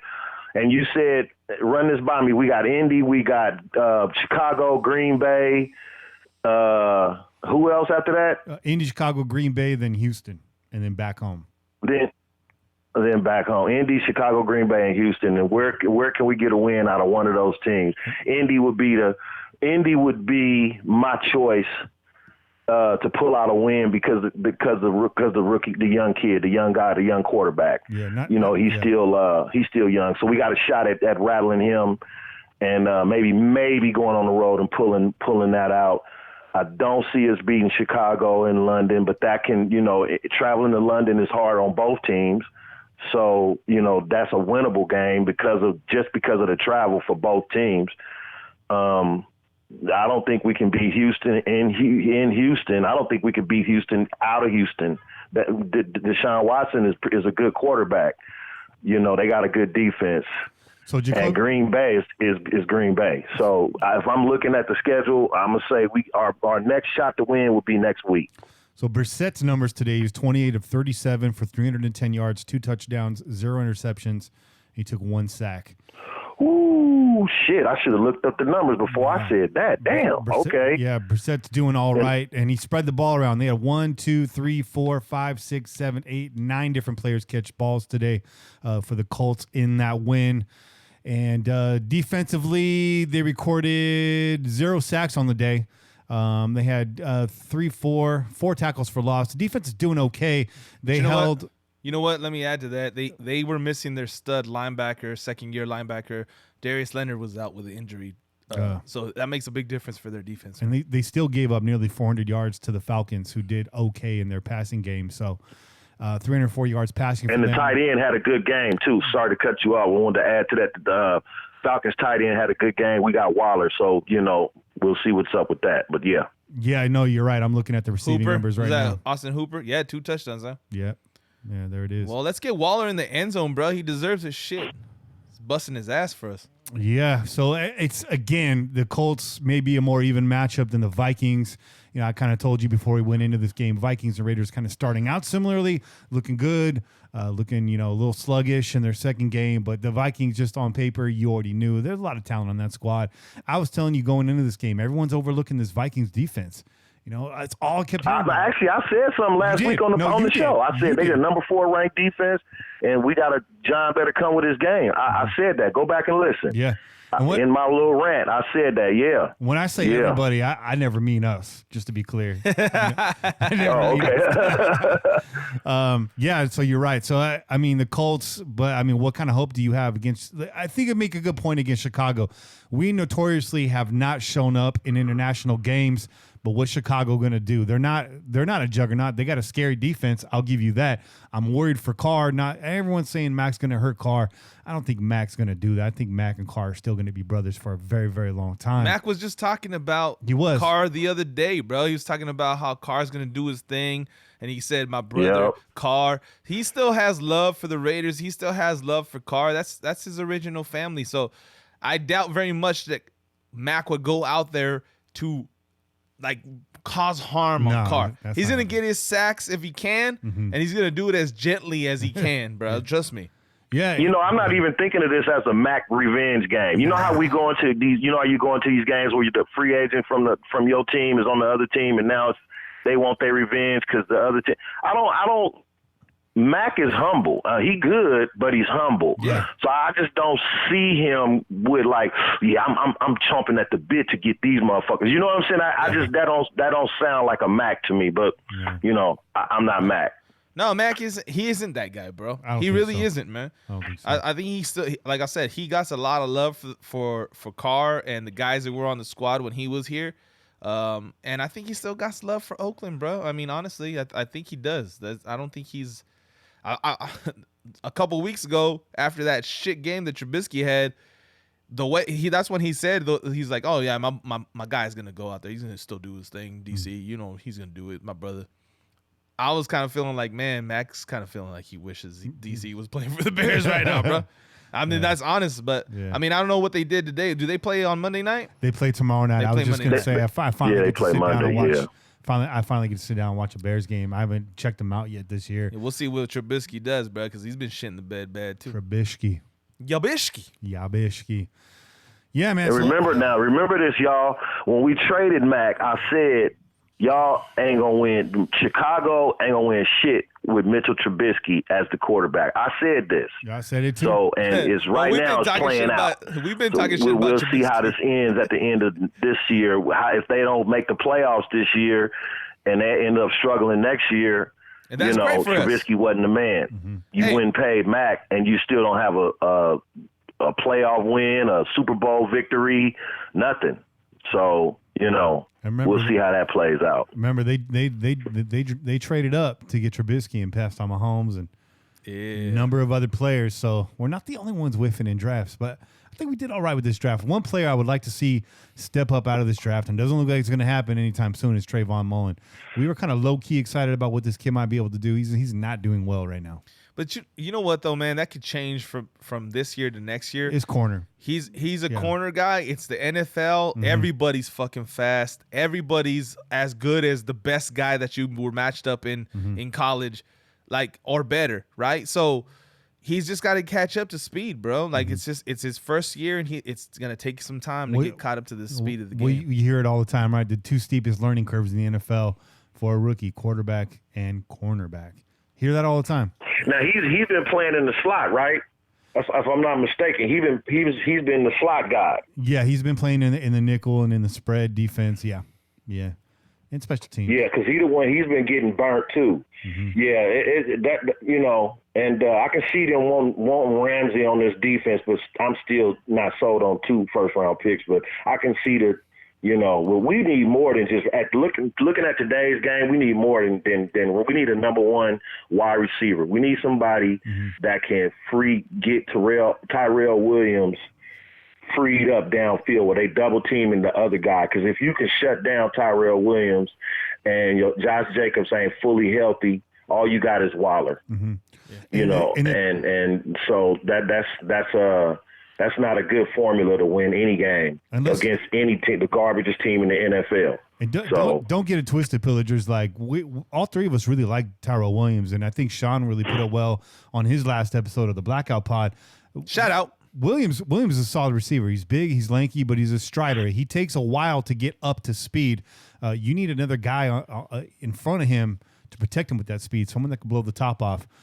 J.J. Nelson is supposed to be that guy, but we already know his hands aren't sure, and he's just not the dynamic playmaker it looks like on paper with that speed. So we're definitely missing that wide receiver 1 right now. We told you when this season started that this was a team still in the making. Yeah. We were not myopic. We were being, I think, again, cautiously optimistic. We were looking for 7-9, 8-8, a step in the right direction. Now that's seeming a bit far-fetched. I didn't feel good going against the Chiefs. A lot of y'all were riding high coming off the Broncos. I said, pump the brakes. We're supposed to lose this game against the Chiefs. That's probably going to happen. If we don't, hey, I'm feeling really good. I thought we'd be in that game a little bit closer. We had opportunities too, as Caine pointed out last week. Carr could have stepped up in that game and made it a close game. Could have made it a victory even possibly. Didn't happen. And I told you going into this week, I was the only one out of the bunch of us that said we weren't not going to beat Minnesota, and we did not beat Minnesota. So, I want to predict that we're going to come back and bounce back and beat the Colts. I'm not certain of it, but something's got to give right here. If we can beat the Colts and come back and be 2-2 and go up against some tough teams, at least we're starting off even again. So I'm going to predict a win against the Colts. I'm going to go out there. I don't think this offense is that powerful, so points on the board. I'm hoping for 3 touchdowns and a field goal. I'm hoping for 24 points. I'm hoping for another close one, 24-21. Raiders, 24-17. Raiders. That's where I'm at. I like that, man. I like that. You know what? They got 2 weapons on offense. Marlon Mack is a decent running back. He's not like Hall of Famer or anything, but he gets the job done. He's not Chris Warren III, bro? Nah, bro. He's not Chris Warren III. Okay. Listen, man. He gets the job done, and he'll have big games here and there. And then you got T.Y. Hilton, but T.Y. Hilton, I guess, went down with an injury. Somebody in the chat was talking about him being out. They also mentioned Paris Campbell. Okay, so they were like, but they got Paris Campbell. He might be the guy that kills us next week, which is very possible because so far Paris Campbell hasn't done shit. Campbell, Paris Hilton, Paris is burning. I don't care. Raiders 24. Stop them all. But I honestly feel like we got a shot to win next week. I mean, regardless of, you're right though, Che. You breaking it down. They got a little something to hand us. And I don't mean to cut you off, but real quick, our defense is hurt right now. If how long is Markel Lee gonna be out? Is Burfict? You know, they was trying to not let him come back in. He forced his way back into the game. Is he gonna play next week? You know, again, we don't have a safe. We're missing our number one defensive player in Jonathan Abram. You know, this defense is going to struggle all year with injuries. If you get an injured player here and there, you dropping from top notch to, you know, development guys. You know, basically, especially at the linebacker, you don't have the depth at the linebacker position as you would or like you would like to have. Our DBs don't look as good as they did on paper. If you get if Lord hope, let's hope not Conley don't get hurt because you really stuck in. So, you know, this defense going to struggle all year. And as long as that is the case, it's going to be hard to win a lot of games on offense without a number one wide receiver and with the way the quarterback is playing right now. With that being said, we still got a shot to win next week, maybe in London because of the travel. I'm looking at some of the predictions here in the chat. Obi-Wan Raiders got a 24-19 for the Raiders against Colts. WAP, $127 million to 14 of Carr's the quarterback in favor of the Colts. Ouch, WAP. That's a tough one. The only bright spot I see after this Colts is we get a bye week after Chicago. We get a week of rest before we face the Texans, and we're going to need it because the Texans like to bang, man. The Texans can bang. That's a hard-hitting defense. It's healthy once again. Watch out, man. Didn't they beat the Chargers today? They beat the Chargers, yeah. I watched the end of that game, and Phillip Rivers, they were moving it, and Phillip Rivers was out there, man. I give it up to Rivers today. He gave it his all, but they came up short. They just didn't have enough weapons on the field and enough time left. They couldn't get it done. But, yeah, the Texans went out there and banged it, and they beat them in L.A. too. And it was hot. It looked really hot out there too. So the Texans came to play today. They'll be fired up when they see us at the end of the stretch. And who knows, maybe we hit some kind of stride. I said it before the season started when we looked at the schedule. This road trip's going to make us or break us. Yeah, it's tough. But this team is on the road together for quite some time. It could galvanize them. Who knows? It's put up or shut up time for the Oakland Raiders. Yeah, if we come back 1-7, it's sad. Yeah. Yeah. You know, and somebody said something in our chat room today that the Raiders should stay out there in the Midwest and just play the rest of these games from out there. What you think about that? I mean, yes and no, but then you start worrying about the toll it takes on these players being away from home. They don't get their normal practice facility. They're living out of a hotel for that long. Those types of like conveniences and just life stuff outside the game, you need that. I mean, we need it in our own personal lives, work-life balance. If I don't get that, I'm a hot mess. I can't imagine what these guys are going through. You don't have your recovery room. You don't have all your normal accoutrements that you have at the training facility. Everything's packed up. Everything's on the road. It's you're living out of a suitcase. It is different. It sounds nice because the travel and the wear and tear.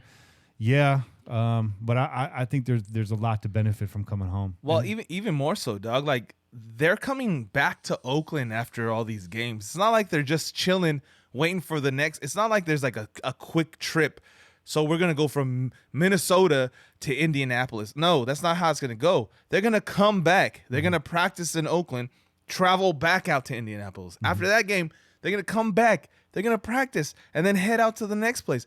And so I think they actually showed the flight patterns back and forth in the game, during the game. It was like 18,000 miles and some change, right? Yeah. And it's almost the full circumference of the fucking world, bro. Like they're traveling that long, that much, bro. Yeah.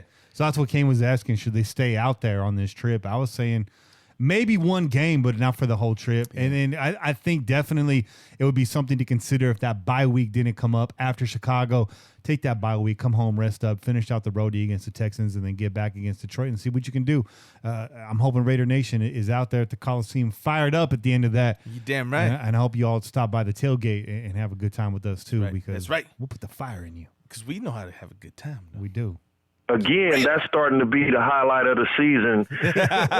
Those are facts, Caine. The tailgate is the highlight of the season. Please, Raiders, let's get it together. Let's get it together. But you had asked me earlier what games do I think we're gonna win for the rest of the season. I can tell you that, and I don't think we're gonna win a lot. So we'll say that for another time. But it's just looking sad right now. Yeah, we'll look at the rest. We'll look at the rest of the schedule when we get back from this roadie. Does that sound like a plan? Yeah, that sounds like a plan. Bro. Yeah. All right, so you have us beating Indy and Chicago on this stretch. I'd like to see that. I'm not going to stretch any further past that, and I think that's still some wishful thinking. But it is what it is, man. We got to play the hand that's dealt to us, and see how it all pans out. So. Yeah. Caine, thanks for coming on tonight, bro. It was a really good conversation. You kept it together, man. I was expecting you to be unhinged, but you're cool, calm, and collected and very calculated, and I think very fair and very critical in your takes. I can't argue with any of it. Nope.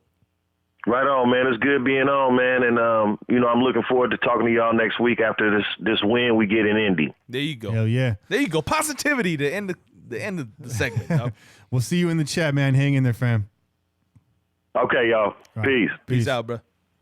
That was a nice segment there. That was a good 30, 35-minute Caine's Corner right there. There you go, man. That's what we like, That's man. solid, dog. That's solid. That's what we like. We're not and it has another 30 minutes of fucking shout-outs right here. Yeah. You see that? You do realize I had to transcribe all that. So Twitter changed. The Twitter web app changed. I used to be able to just just right-click on the and it would just highlight perfect and copy-paste right into the post. Not anymore. I got to type all those out in the tweet. And then I got to go back into the tweet, and I got to highlight each name and type up. So nobody's crying for me. I don't expect anybody to cry for me. But hey, don't cry for me, Argentina. we appreciate the follows, man, and so I have no problem putting the work in. It's cool. There you go. I get to check out everybody's profiles, see some cool pictures. The bios are cool. Sometimes y'all got some funny stuff in there. And we just appreciate y'all riding with us, man. Absolutely, man. If you want to follow back, we try to keep the Pillaging Podcast timeline like really uncluttered as far as like going through there and picking out, stats and facts and things like that. That's right. But if you guys want to follow back, follow the crew, man. Follow me, Kenny Stapler, Che_PJ4F, Caine MT6. We follow you back. For me, it's an automatic follow back. There you go. As long as you ain't got nothing wild in that bio. No, yeah, man. As long as there's nothing that my girl's going to go like, hey now. Who you following now? As long as you don't give me that eyebrow, bro, I'm going to follow you back. My girl's not on Twitter, so. Hey, man, you never know, bro. You never know. You never know, man. You never know. You never know. Let's do some shout-outs. Shout-outs. Sports Freak 131. Shout out to Music is Life 1. Ryan Decker. I has Copper. Jen Stone. Mr. Ramirez. Dustin Matthews. Tina Rollins. Aman Johal. Sin Villanos. Angelina Rizzo. Greg. Pepe in Vegas. What's up, Pepe? Kind of a Twitter superstar, man. Hell yeah, right? Joel's getting kicked off of Twitter. Yeah.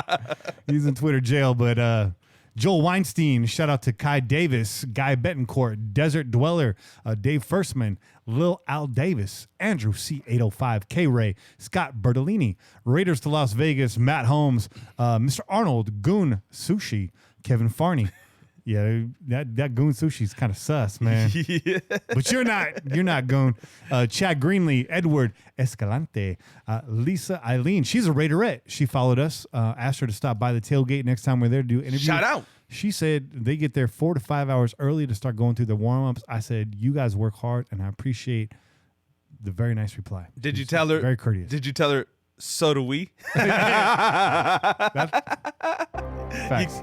Those are facts. Shout out to JCXIV. Look, I don't bang. I'm just saying. No bang. Don't put that hate on me now.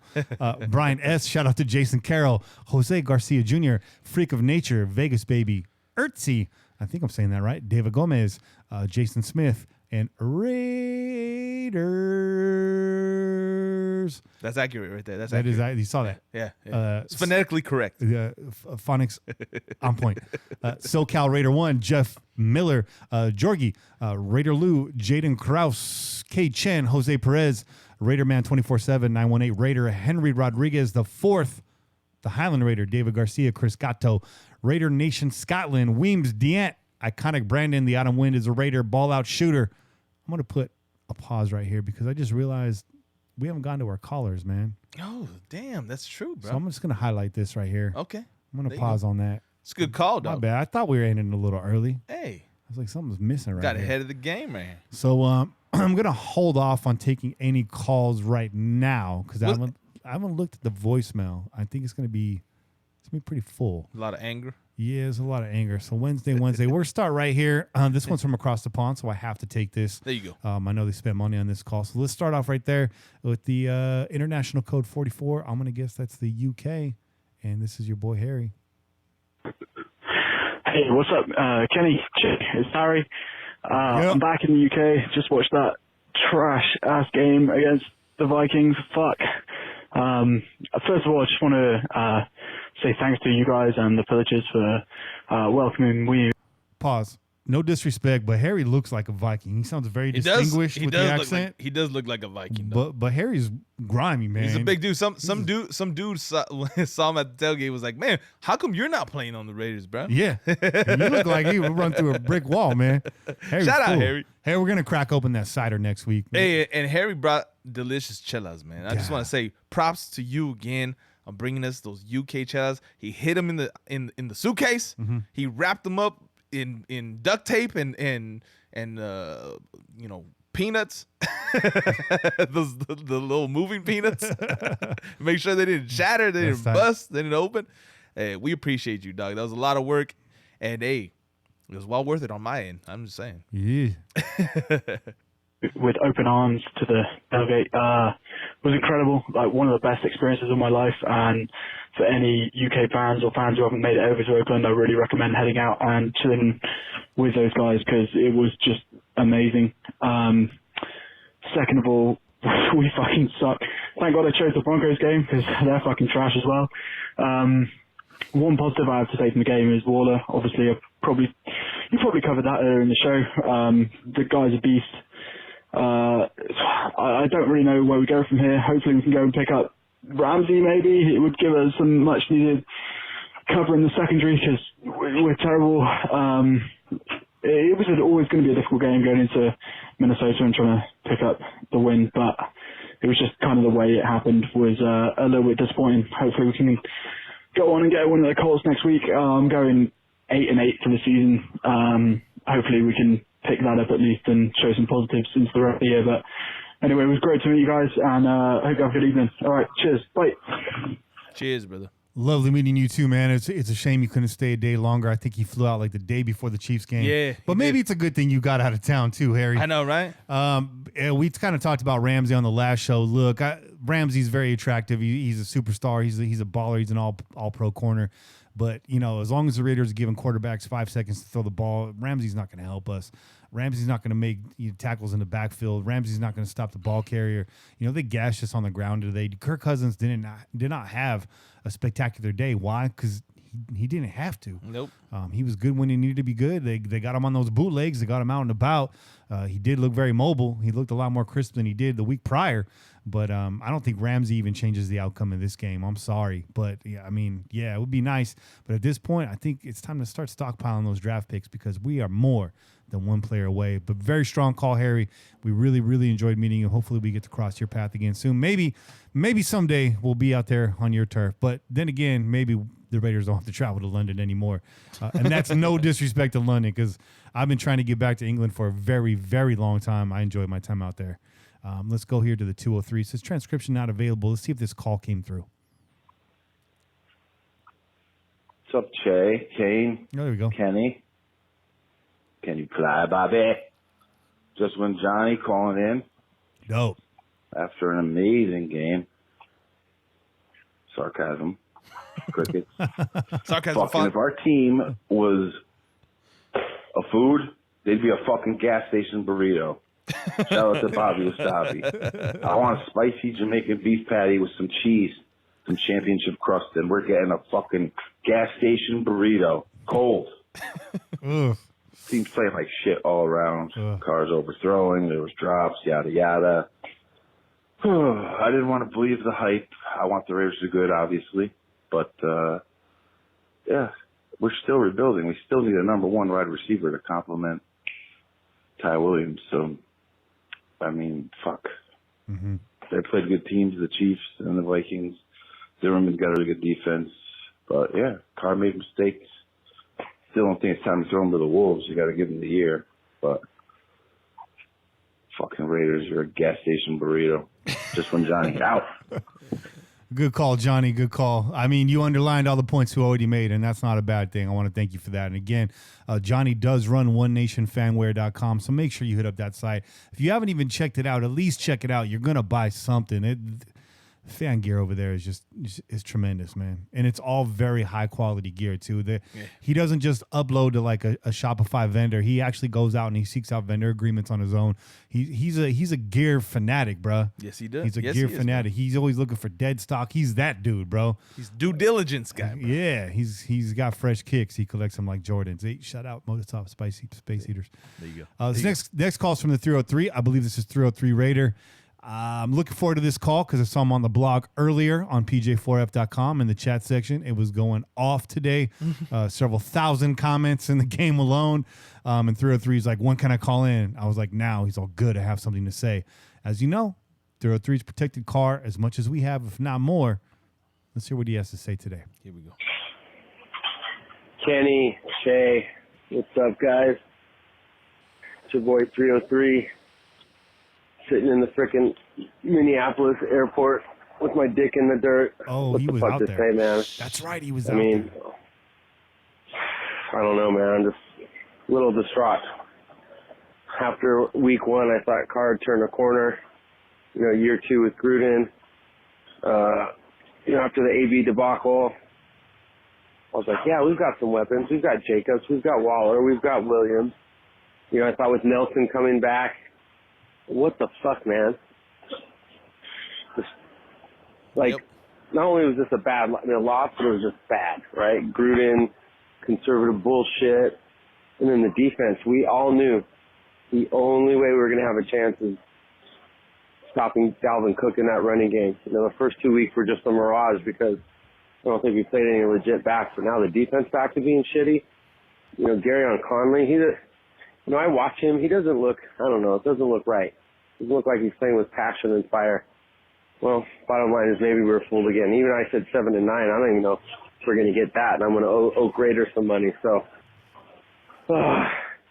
Real quick, pause. Dalvin Cook was getting his in the first half already. He was. That's fair. But they were laying wood out there. There were hits that all fell apart in the second half. And we talked about this last year. Yeah. Your defense is only going to hang in there as long as your offense is. Keep them on the field. You gas them out. Listen, man, we do not have a great defense by any means, okay? Nope. And when you keep putting out a defense, as you put it, who is mediocre, middle of the road right now, it's just a matter of time before they fall apart, bro. That's just how it goes. Mm-hmm. Unless you have one of the greatest defenses in NFL history, mm-hmm. to keep sending them out there without any productivity on offense. 2001 Ravens. There you go, right? And Tampa Bay Buccaneers. Gruden, shout out Gruden. Shout out. You're not gonna get a defense that's gonna just shut people down after down after down after down. You know what I mean? That's just how it goes, bro. That's just how it goes. So this defense wore down as play continued. They did give up a touchdown on the first series, but they came back and they shut down Minnesota. They gave our team a shot to do something. They didn't. And we see the result. Whoever that was just called in, and he was from the 203. I'm going to hit you back after we clear out this inbox here. You'll be our caller tonight. So remember, the strongest call tonight is going to win a free Pillaging t-shirt. So, boy. Right now we had 2 pretty strong calls. Let's keep it moving, though. Again, let's finish off with 303.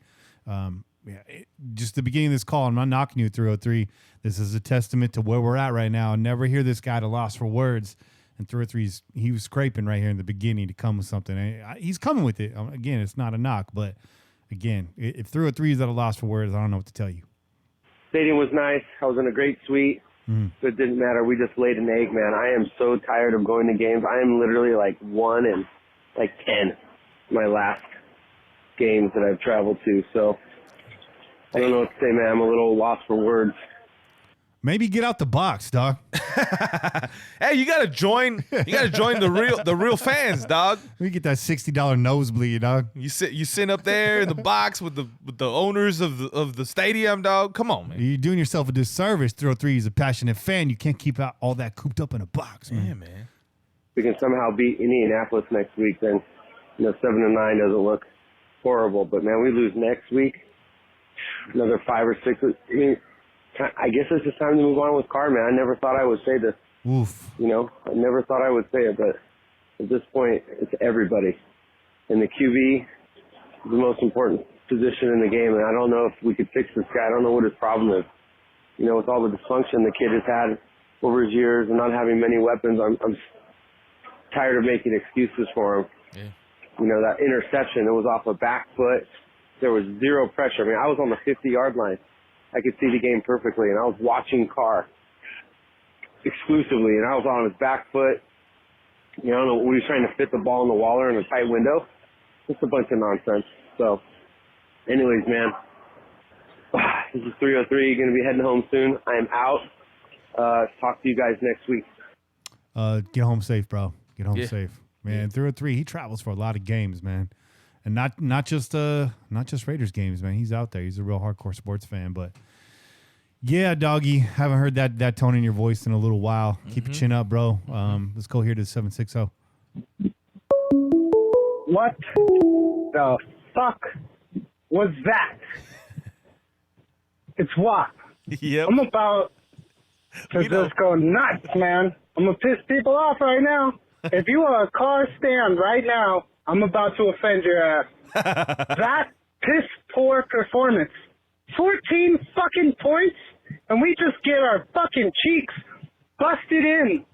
Unfucking believable. Defense, fucking non-existent. Paul Gunther needs to get his ass beat. Fucking Derek Carr, 6-year vet, and he's still making dumb rookie mistakes. I cannot back this dude up anymore. I don't care. He's a good guy. But he is in the wrong fucking sport. He needs to go back to playing tennis or something. This fucking quarterback bullshit that he's doing, garbage. I'm sick of it. Dude is a fucking nutcase, man. He is not playing well. He throws the fucking ball to the wrong fucking side. He's only looking one side of the field. What the fuck? We can't even get 1 fucking yard? Oh, unbelievable. Where is Al Pacino to give us that fucking whole night, any given Sunday speech?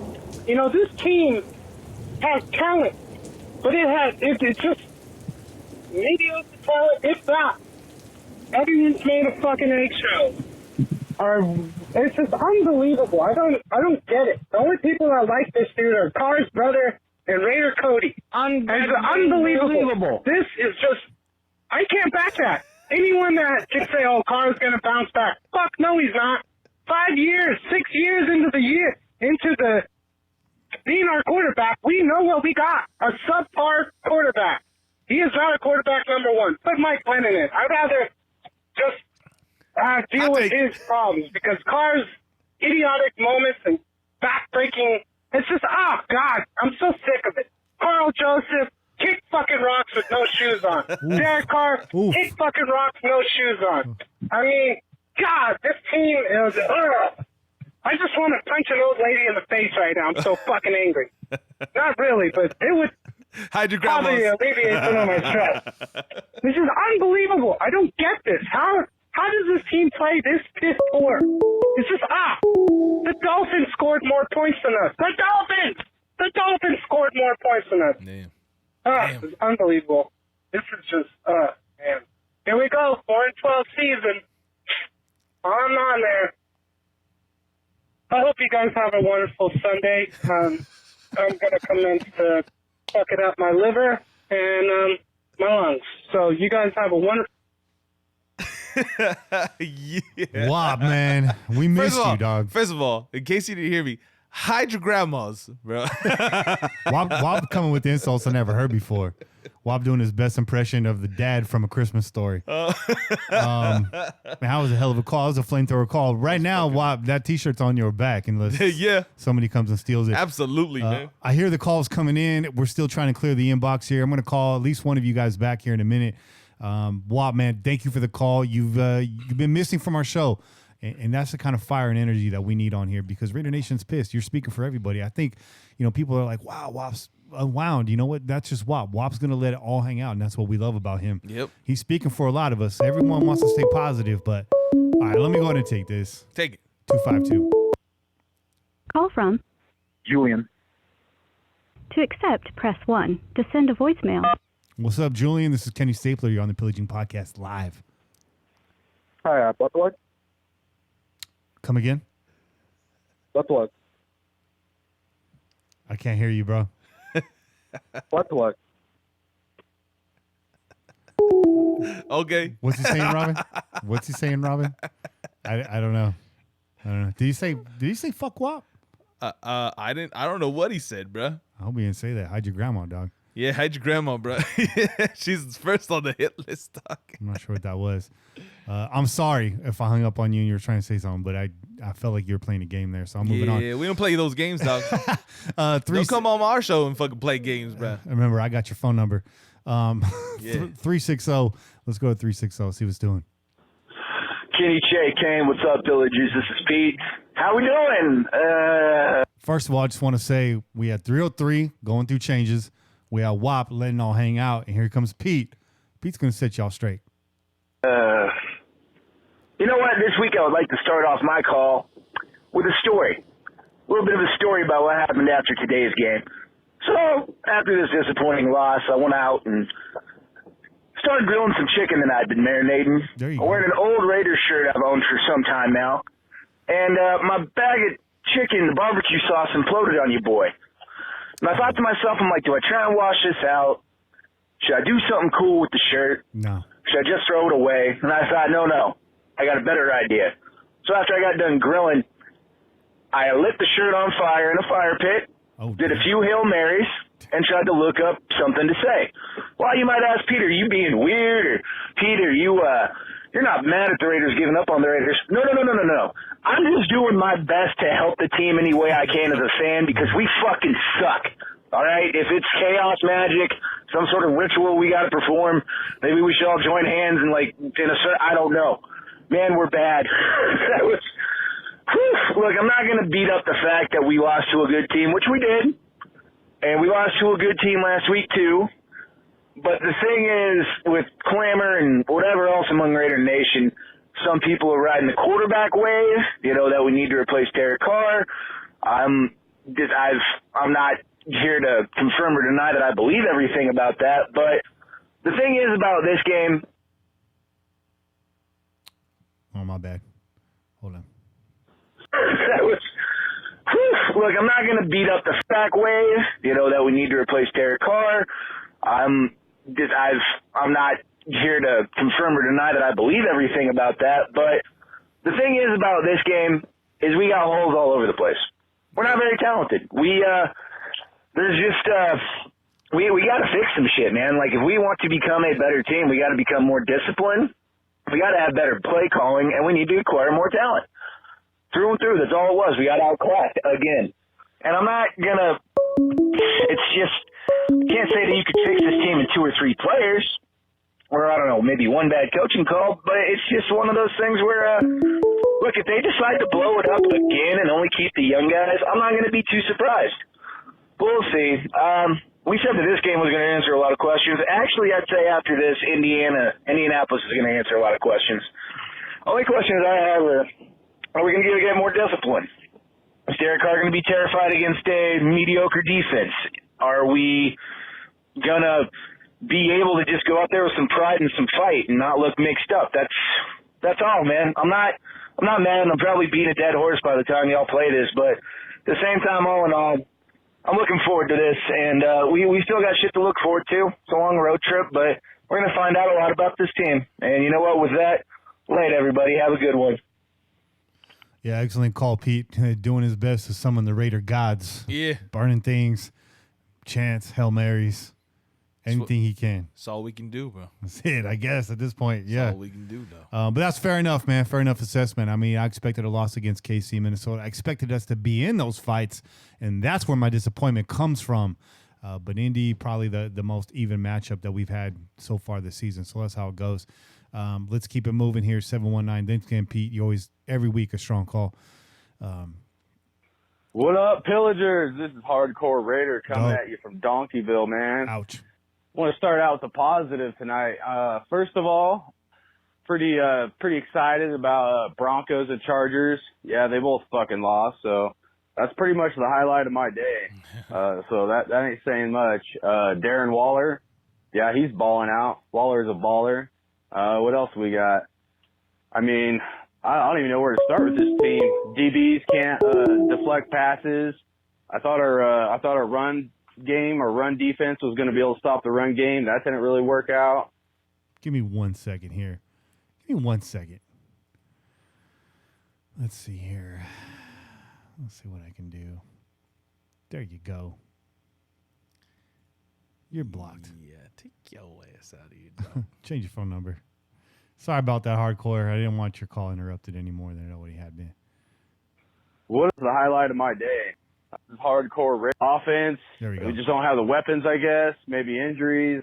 Maybe people dealing with being sick or whatever. But nevertheless, man, I mean, obviously the two teams we just played, the Vikings and the Queefs, they're two talented teams. But just looking at this, man, this is going to be a rough season. They got to pull this shit together, man. I know a lot of people are like, trash Derek Carr, and I've been on the fence. I've been trying to support this guy, but damn, dude, if he puts up another performance like this, dude, I mean, I don't know. He's not going to be a Raider next year. That's for damn sure. And, you know, if we draft a quarterback, like I was saying last podcast, man, if we draft a QB, that's going to be like a 1 to 2 year build, man, whether or not Derek Carr is on the team or not. So I look at it like that, and that's not exactly, you know, fluffy butterflies and, you know, all that shit. So, you know, I don't know. I'm curious what you guys think. I'm excited for the podcast tonight, and, you know, I guess on to the Colts, and we'll see what happens next week. It's going to be a rough fucking season, though, man. Be lucky to get 7-9 if they keep doing this shit. Is Gruden tanking for Toa fucking Togo, whatever the fuck that dude's name is from Alabama? Tua. I don't know, man. But they got to get this shit together. This shit sucks. All right, Hardcore Raider out. Keep up the good work. Love you guys. I'm out. Yeah. I don't think they're tanking, man. This team wants to win. All you got to do is look at the looks on everybody's faces. They're defeated. Yeah. Sorry for the interruptions on the last two calls. Y'all didn't deserve that. Believe that was Ice Cold Honky trying to call in with no jokes. Oh, yeah? trying to disrupt. But good thing I got this script in my back pocket from my hacker days. What I'm going to do is run that script, which is going to auto-regenerate my callback number every time it calls you on a loop every 30 seconds for the next 4 to 8 hours. So I hope you enjoy that while you're at work tomorrow, Ice Cold Honky. You asked for it, and now you got it. And by the way, you're never calling back again. Eat a dick. Kenny! This road trip is not what we had in mind. No. By the way, shout out Bobby Wasabi for coming in here. Was your seat warm when you got here? Yeah, it was very warm. You kept it nice and warm. very warm. You did a good job. Yeah. And you kept the chat ice cold too, dog. You sure did. Saying. What the hell is up with Coach Chevy Gruden? Seriously, I don't know what the hell is going on, man. He's starting to turn in this car for that terrible, ugly ass fucking station wagon with the terrible fucking what was it, the front headlights and all that shit. Yeah, man, it's not looking good, bro. I'm not sure what's up with Chevy, bro. Not only that, he's letting grandma die on the field, bro. And by grandma, I'm talking about Colton Miller, dude. This guy, he's getting the hashtag basura cochina for the week, bro. And I'm gonna explain why, dude, because you know what? He was getting burned, dude.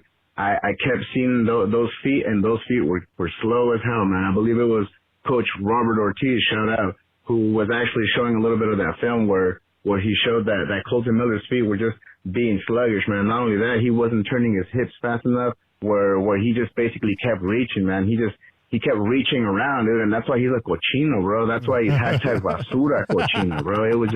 It was terrible, man. The one thing though I do gotta say is I gotta give super props to our boy Darren Waller, a very hidden gem, dude, that not everyone gave a lot of eyes towards, whatever, man. And it's he got 13 receptions, 134 yards. It's starting to look like the Jerry Cook effect, man, where when Jerry Cook was basically one of our only weapons, it's starting to look like that, man. Darren Waller's hopefully gonna get a lot more looks, so that way he opens it up for everybody else. So hopefully old man Renfro could get up in there and start getting some catches too, man. Yeah. It's not only that, dude. We also got to look to pass to Josh Jacobs, man. We got to look to pass to our running backs. Remember, we got people that could actually catch the ball too. The other thing as well is I want to give big props as well to Darren Waller for his sophomore album, that Wall Street. And the one track that always caught my ear was that Booker T, because all you hear is, "Can you dig it, sucker?" And that's the one thing that I saw Richie Incognito doing, man. This mother scooter was actually, he was actually putting in work, dude. I was excited to see him come back, especially after seeing him in that Green Bay game. And it was cool. He wasn't the best, I'll admit that, but overall, coming back, it was fucking awesome seeing that, dude. And to bring it all back around to this whole vacation Coach Chevy Gruden thing, I got to give super props, because I don't want to, depress everybody here. I want to give super props to that little flea flicker, you know what I'm saying? That was like the Randy Quaid of plays, man. We got to have some more of that, because if y'all remember, Randy Quaid was a hilarious and lovable motherfucker in that movie. So you might have to do a little bit more of that. All right, Pillagers, Bobby Wasabi out. There you go, dog. Bobby, man, he's a natural now. Look at him. Yeah, look at him. Yeah. Bobby took to the spotlight, though. That was a smooth call. Gotta watch out for that game, yeah. Yeah. Gotta watch out for you now, Bobby. Ooh, it's going for that spot. Watch out, Johnny O. Stevie B. Johnny O's coming for that spot, Stevie B. Stevie B. Nobody knows what we're talking about right now, but that's okay. All right, second to last call here from the 210. Actually, give me 1 second. Talk at him for a second here, Che. Yeah, man. Hey, listen. Look, I gotta shout out our boy David Marks. He's up in the chat, man. David, of course, came out to the first game. Him and his lady, David and Melody. They joined us out on the tailgate. They held us down. David's been rocking with us since day one, man. The other day he sent me a DM on Instagram, and he sent a picture of when he first moved into his house. He had just purchased his house, and he had us up on the big screen, man. And that was before we had the dual cameras, we had the backdrop and all this good stuff. I was just sitting next to a table. We had that camera out in the corner, and yo, we appreciate all y'all, man. We appreciate all y'all that have been rocking with us since day one. And if not day one, day two. Because we wouldn't be where we are, and we wouldn't be going where we're going, hopefully, without you guys, man. So you guys hold us down. Come out to the tailgate again. Hopefully we can get to see you out there in Seattle one of these days, David. That would be awesome, dog. We'd definitely be hitting you up, man. Who else is on the chat right now? Sean Athletics. I don't know that I've seen you on here, dog. But Sean Athletics and Raider Nation. And shout out to David Marks on there too. Ken Chun from the PJ4F.com. An original pillager, not just an official pillager. An original pillager, Ken Chun. He's usually on the night crew, so it's good to see you, Ken. There you go. Good to see you. I've been posting the live stream to the blog. I've been getting back in there now. I have a little more leeway at work, so I can get on the blog during the afternoon with my boys. In case you guys ever get tired of Twitter and you want some new folks to talk to, come on over to pj4f.com. Just click on the latest post. It's going to be the first post you see, whatever that is, when you land on the homepage. And just scroll down to the comment section. You'll need a Discuss profile. Easy enough to sign up. All you need is an email address, a handle, and throw a picture in there. You catch me, you catch a whole crew of people in there. We got a few hundred folks that come in there and chat regularly. We've been a community for over a decade now. If you like to talk about the Raiders, music, whatever. It's mostly Raiders talk right now. We're in the middle of the season. So that's a good place to pass time. Hold on, man. We got the man in the chat. Perry Evans is in the chat. And we got Dirt Lot in the chat right now. That's right, man. Shout out, Perry. Dirt Lot, a.k.a. Godfather, a.k.a. the Raider Don. Yeah. No joke either, man. No joke. Perry's the dome, bro. And Dirt Lot's going to be out there. That Detroit game? For the Detroit game. That's right. So definitely stop by the tailgate, meet the man. We look forward to that, Perry. That helps make this all happen. He's got strings and he's pulling them. Let's go here again to the 210, second to last call. It's a short one. Yeah, just want to let you know I love your show, man. Keep up the good work. I love your channel. Huge, fan of what y'all doing. Just want to give y'all props and I'll be donating. Let me know if you have Patreon. I'll definitely contribute as much as I can. Thank you. Thank you, man. Hey, we appreciate that. Appreciate that. That was a nice glimmer of light amidst all this darkness. Yeah, right. Hey, and next time, dog, drop your name, bro, because we want to call you off by name. We want to shout you out by name. And if you're in the neighborhood, bro, come out to the Coliseum because we'll be out there, dog. By the way, if you come to the next game, we're good on beer right now. We're good on beer. You can bring some liquor if you want. We'll bring some food for the grill, man. Is there ever such a thing as too many chelas? Okay, forget I say anything. I'm just saying, bro. Jay's over here trying to get arrested. Come on, dog. No, anything that you can bring. Honestly, we're not choosing. Just come out, bring whatever you need to feel comfortable and have a good time. And if you're empty-handed, hey, just come with your heart, bro. That's right. Pumping that silver and black blood. That's right. Yeah, but if you got season tickets and you're coming out every game, just bringing your heart, we gonna have problems. We ran out of food last game. It was out there, man. But I hope everybody got to eat. If I don't get to eat or Che doesn't get to eat, no big deal. We'll get that nacho bowl inside the stadium. As long as our guests are fed, that's what's important. Yeah, man. we were talking about it. I think between the two of us, we had a taco. Yeah, you got the taco. Between the two of us. The fuck? It's total, bro. I'm just saying. It's true. These are facts. All right, last call here from the 812. Let's see what's up. To all the outrage about Derek Carr, how much money does LaMarcus Joyner make right now, today, tomorrow? And what has he gotten us? All right. Well, how much money does LaMarcus Joyner make? More than me and you. Well, that goes for them and just about every other athlete on the planet, dog. Just saying. Let's see. Let's go to Spot Track right now. Let's see what the breakdown is. You got me curious. You got me curious. Here we go. So base salary for this year is $4.7 million. His roster breakdown, $4 million is what he counts. $350,000 workout bonus. His total cap hit, that brings his total cap hit to about $9 million. And if we were to cut him, it's $17 million of dead cap. I don't know. I don't have Rory here. But that's what he is this year. And then the contract's actually backloaded as we get into 2020. It's 4.6. 2021, 9.6. And it inflates to 9.7 in the final year. But, yeah, that dead cap number goes away after this year. So, again, that's your boy. Your boy Tom Delaney doing magic. So I'm not sure exactly where you're going with that. You didn't follow up behind that, but I think you're wondering, if we move Joyner, we have room to bring. Hey, there's plenty of cap room right now. With AB not being here, that afforded us some luxury. We'll bring Roy on here to break it down. I was talking to him actually earlier today. He can't get on tonight. I was trying to get him on to break down some of that stuff. So let me go back to the calls and see who we missed. It's just a bunch of shenanigans. Yeah, I think that's it, man. I think that's it. Yo, shout out real quick to social media marketing, man. They just said it. Kenny and Che, you're killing it, man. So we appreciate that, man. Thanks for the shout out. You're killing it. You're killing it, dog. We're out here killing it. Kelly Farrell. Yeah, I got some new faces on here. We posted a few new places this week. Facebook, trying to be on there a little bit more, trying to get more folks in here. You know, we're never lonely. We got our pillagers or die hard, but hey, we got to build this army, dog. Hey, Califero, if you're flying out from Texas for that Bengals game, that's a home game.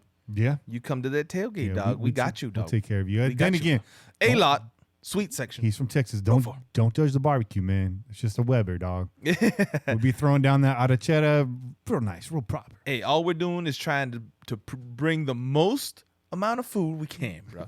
We can't afford to buy tri-tips and ribs for everybody that shows up to the tailgate, dog.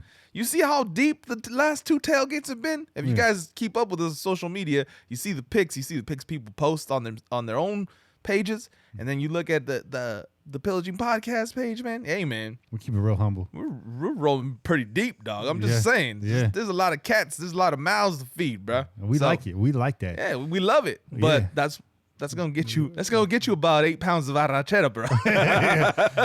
If you want to help the cause, you can always donate. PayPal.me/PJ4F. Take you right to the donation page. Really nice and simple.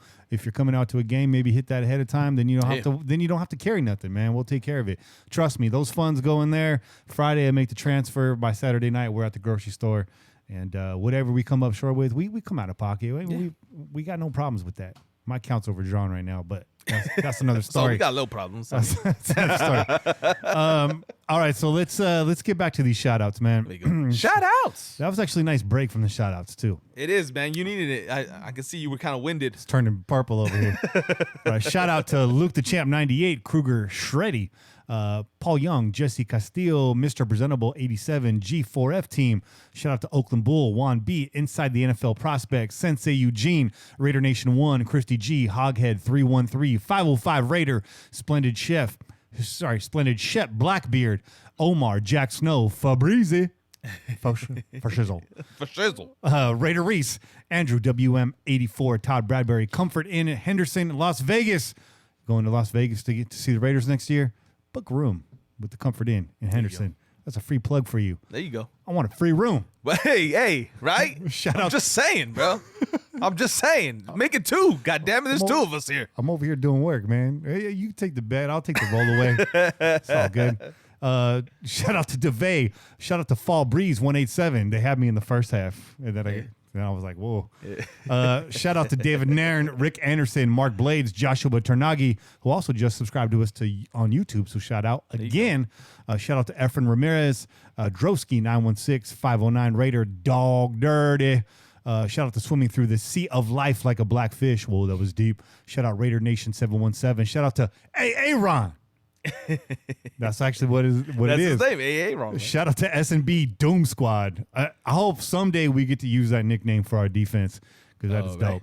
Doom Squad. Shout out to Barbie J. Precto, Randy Raider 614, The Real C. Breezy, Tech Pros to Go, Alan Mosaida, Crucial 10, Travis Rayfield, Chucky Nation, Japa 24, Reich 503, The Manimal. Shout out to Jason Cully, Ron Ladd, Leonardo Rubio, Mauricio, The Real Sonny Russo, and Matthew Menges. All right. Did I do okay on those R's? Hey, man. Hey, you rolling them pretty good, dog. A little extra maybe. But a little extra. There's nothing wrong with that. It's for the rating. It's better than not rolling them at all. Right. I'm just saying. If you're gonna roll them, dog. Just roll. Well, I grew up watching Sábado Gigante, so I got to be like very. You goddamn right. Exaggerate that. I know why you were watching too. I know why you were watching. Man. Shout out to TVO, by the way. Yo, IG shout outs, bro. Okay. I know that was a long list. I thought about it. I considered it, but no, we're going to get these IG shout outs in this week. Shout out to We the Roses. Shout out Southside Blaxican. Shout out Bam Bam 530. Shout out Raider Girl 02. Shout out Mickey L 1968. Sick. Tootie Bird. Shout out In-House Studios 716. And this one was a little tricky, but I'm gonna roll with Kaali 23. Shout out, yo. That sounded official. I think you did good right there. Yeah, I think that was good. By the way, if we mispronounce your name, we're sorry. If you're not on Instagram and you're not on Twitter, you want to shout out, just send us an email to the show and we'll get you on the air. If you got a cause, we'll shout that out too. Pillaging Just For Fun at Gmail. That's pillaging just the number 4 fun at gmail.com. Let's do some YouTube shout outs. Shout out to Andro Rodarte. You like that? See, It's a little like monster truck mixed in there. Shout out to Patrick Clifton, Matico 27, Luke Herbert, Let's just say Luke Herbert. Let's just say that. Shout out to Rach Loves, JD, Corey C.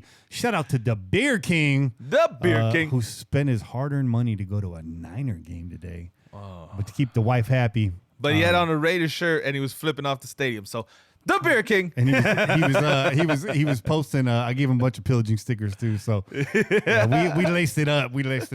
That Great America parking lot lit up, bro. I got season tickets to Great America. They tried to give me free season tickets to the night. I was like, nah, just give me the photo cake, dog. You can hold that. Shout out to JNick34. Shout out to Cali Zed. Vince Talamantes. I've been waiting to say that. It's a cool last name. Shout out to Lord Hemnas and Ricky7.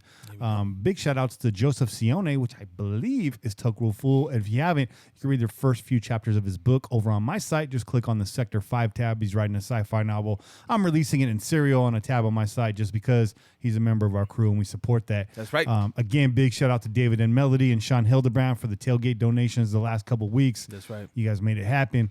Jalen Davenport, Richard Lacase, and Mark Soto. You guys are subscription donators. You guys donate $5 I think it's like a week or a month.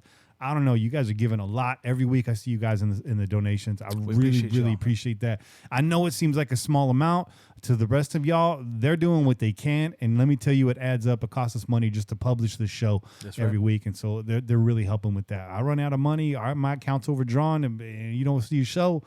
Panic. Okay? Send me $1 or something. Don't panic. Send some money, damn it. I mean, man. So so let's pick the winner of this week's call. Oh yeah. I think it's pretty. I mean, there's a lot of good calls. It's an outright victory, bro. But only one caller brought that flamethrower. There's no way that we could play Wapo's call and not give him the win, bro. That's bro. It was a landslide, bro. Ungoddamn believable. That guy's actually banned from my website. Not WAP. No, that's soundbite. I might have to switch those out now, just on principle. Maybe just put in WAP now, bro. Since he won, I mean, he wins a T-shirt and he wins a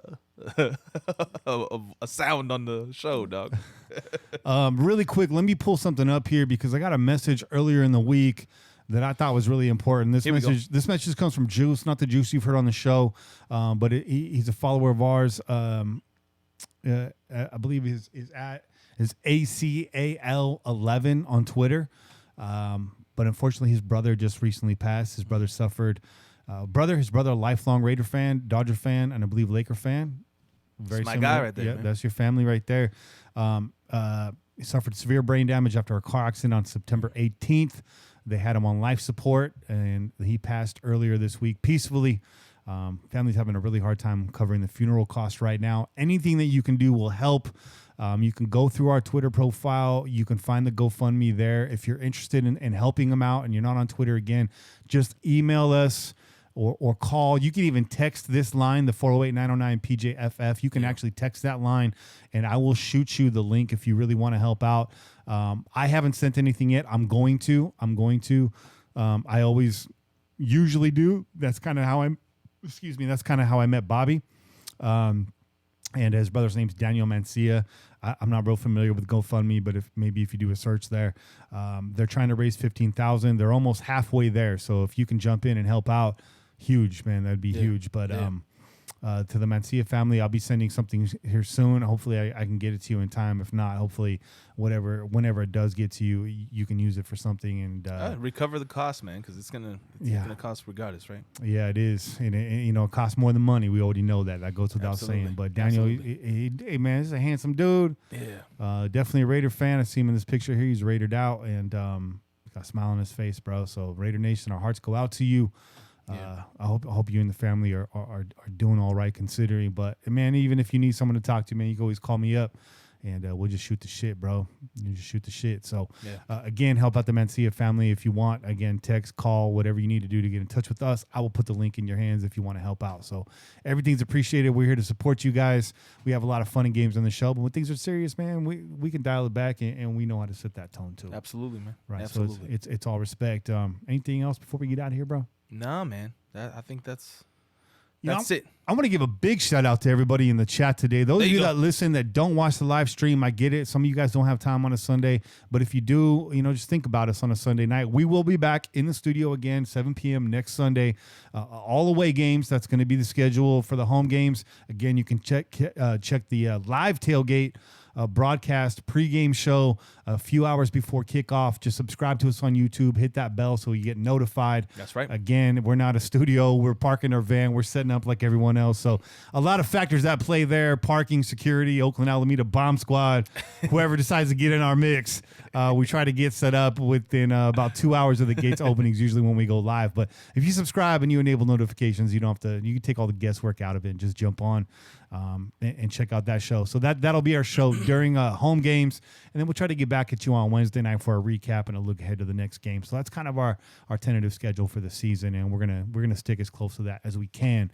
But shout out to everybody. A lot of new faces in the chat, and especially after a demoralizing loss like this. It's really good to see so many in here laughing, having a good time, joking, being critical, planning for the future.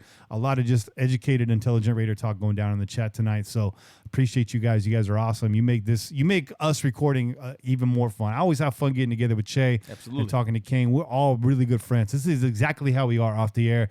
Those of you that come to the tailgate, you figured that out real quick. You're like, oh, shit. So, but was it? It doesn't change though. No, the Broncos game, we were getting it. Oh yeah. And dude in front of us kept turning around, looking at us, turning around, and then I handed him a sticker. He's like, "I listen to this show all the time." Yeah. I was like, "Oh, I'm Kenny Stabler. Nice to meet you." I'm all, "This is your boy Che." The look on his face is like, "I recognize your voice. I knew that was you." So it ain't no joke, man. And by that time, our voices were shot because that was at the end of the game. Dog. Ripped, yeah. We were screaming our heads off. Dog. Remember the post-game studio shows last year? Oh man, we were coming in here like this. We were worn out, bro. It was a cool effect. Anyways, that's it for this week's show. Tune in every week wherever podcasts are found. Call in and leave a message to be played on air at 408-909-PJFF. Download the official Pillaging app, available for iOS and Android. Make sure you support us through DC40customtees.com and OneNationFanwear.com. Again, we got a t-shirt going out to WAPO. So WAPO, you already know Dan WAPO. Send us the size, WAPO. Yeah, send me the size, and we'll forward that to Dan. They'll be shipped directly to you. Much more reliable than Kenny getting shit in the mail because... Stalin. OneNationFanwear.com, PJ4F at checkout for free shipping. I don't know how much longer that's going to last, so make sure you get on it. A lot of his stuff's seasonal, man. He'll run designs, he'll pull them. He's a boutique shop, man. Whatever he has on there is select. And he's got a lot of designs y'all haven't seen yet. So I'm just saying, hoodies are up, zip-ups are up. He's got jackets up. It's hoodie season. It's on the way. Again, like I said, buy two because your girlfriend's going to steal one of them. You already know that. That show. Please, again, donate to the show if you feel so inclined. PayPal.me/PJ4F. Real easy. Be sure to listen to our network partners, Ladies of Darkness, doing good work. Their sound is immaculate now. They've come a long way. There you go. It sounds really good. The Put On Waivers podcast with Dwayne, that covers everything, all sports, all NFL, everything. It's a nice show. It's quick. It's tight. He's putting out multiple episodes a week. If you like that Locked On Raiders format, you're going to really like that Put On Waivers podcast. Yes, you are. East Coast Nation, run by Monster Mash Ken. You want to check them out. They're over there on the New York side. If you want that East Coast Raider love, that's where you're going to get it. The No Ledge podcast on hiatus. I heard they're in the works. Are coming back. We need that No Ledge love. Yep. It's a little off topic, a little bit Raiders, a little bit of everything else, and which is good because right now the Crow's Nest is on hiatus, so we need No Ledge to fill that gap. The Inebriation podcast, man. Chuck, talk to me, bro. I've been quiet, dog. But if you like that Chela segment, Inebriation's like a big Chela segment, and they're all Raider fans too. With a little bit of everything else, right? Yeah, and their Raider show is actually on Murph's network, so that's family right there. That's what's up. I always told you guys it's not competition, man. It's conversation. It's community. The Blackout podcast just put out episode 4. You guys have been waiting for Sean's podcast. Does it live up to the hype? Absolutely, man. It's a great show, no? Hey, your boy Sean's doing the damn thing. If you guys were out at the tailgate for the Denver game, you guys got to meet Sean. He was out there with us. Big, tall motherfucker. Yeah, right? Conan O'Brien. Yeah, Conan O'Brien motherfucker out there. But yo, man, Sean's the dude, man. So if you love Raider conversation and really detailed stuff, because Sean really likes to get into the details of the game, of the rosters, and all the things that are going on with the Raiders, you got to go follow that show, man. WAPO, message me. He's on top of it. I got you up. I got you up. you up. But yeah, I gotta be careful listening to Sean's show before our show. I'll be stealing his takes and shit. That's a really good show, and I just hooked Sean up with some more stingers, and we keep mixing his music. So the production details coming along on that show, but you're not listening to his show for that. I mean, that's just icing on the cake, is what I'm saying. Sean, that's a really good show. I'm hyping it up. The Crow's Nest is really coming together, man. Yeah, really man. coming together, man. The Crow's Nest Network. Okay, let's clarify. The CNPN. The Crow's Nest Podcast Network. Everyone's doing the damn thing, man. We're really proud of how far this crew has come and all the places that we're going, man. So one of these days, we're all gonna be in the same place at once. It's gonna be it's gonna be a good time. We might have to take the show to like round table. Yeah. So yeah, man. Remember, from the Crow's Nest, you can see all things. Wrong show. Still applies. Until then, keep the wind in your sails and the rum in your mug, and pillage on, Raider Nation. This has been a production of the Crow's Nest Podcast Network.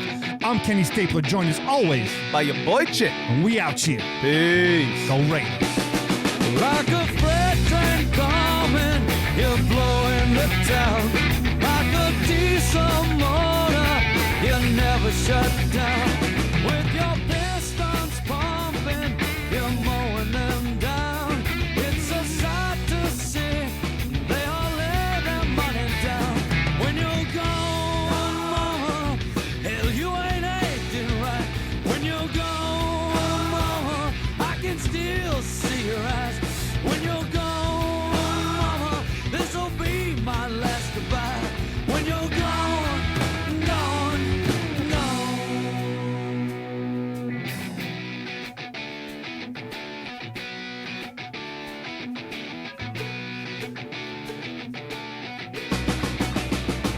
When the sky is gray and the night sets in, it's your cue to do it all again. Until the next time I hear your name, or right beside you, now my thoughts do remain. When you're gone, mama, I'll be missing you.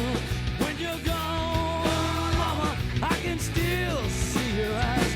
When you're gone, mama, this'll be my last goodbye. When you're gone, gone,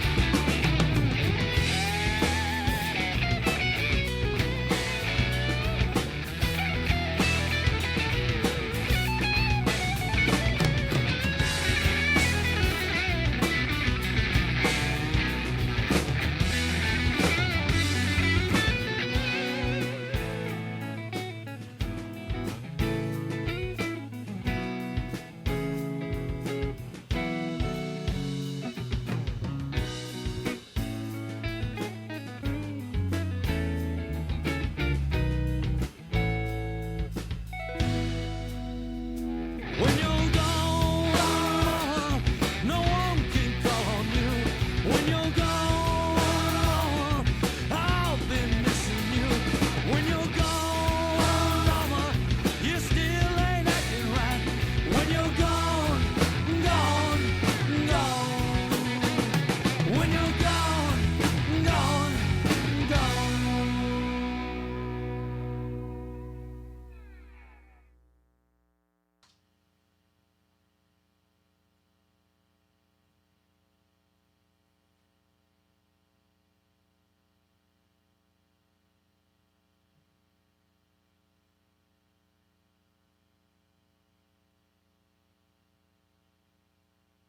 Hey guys, crickets.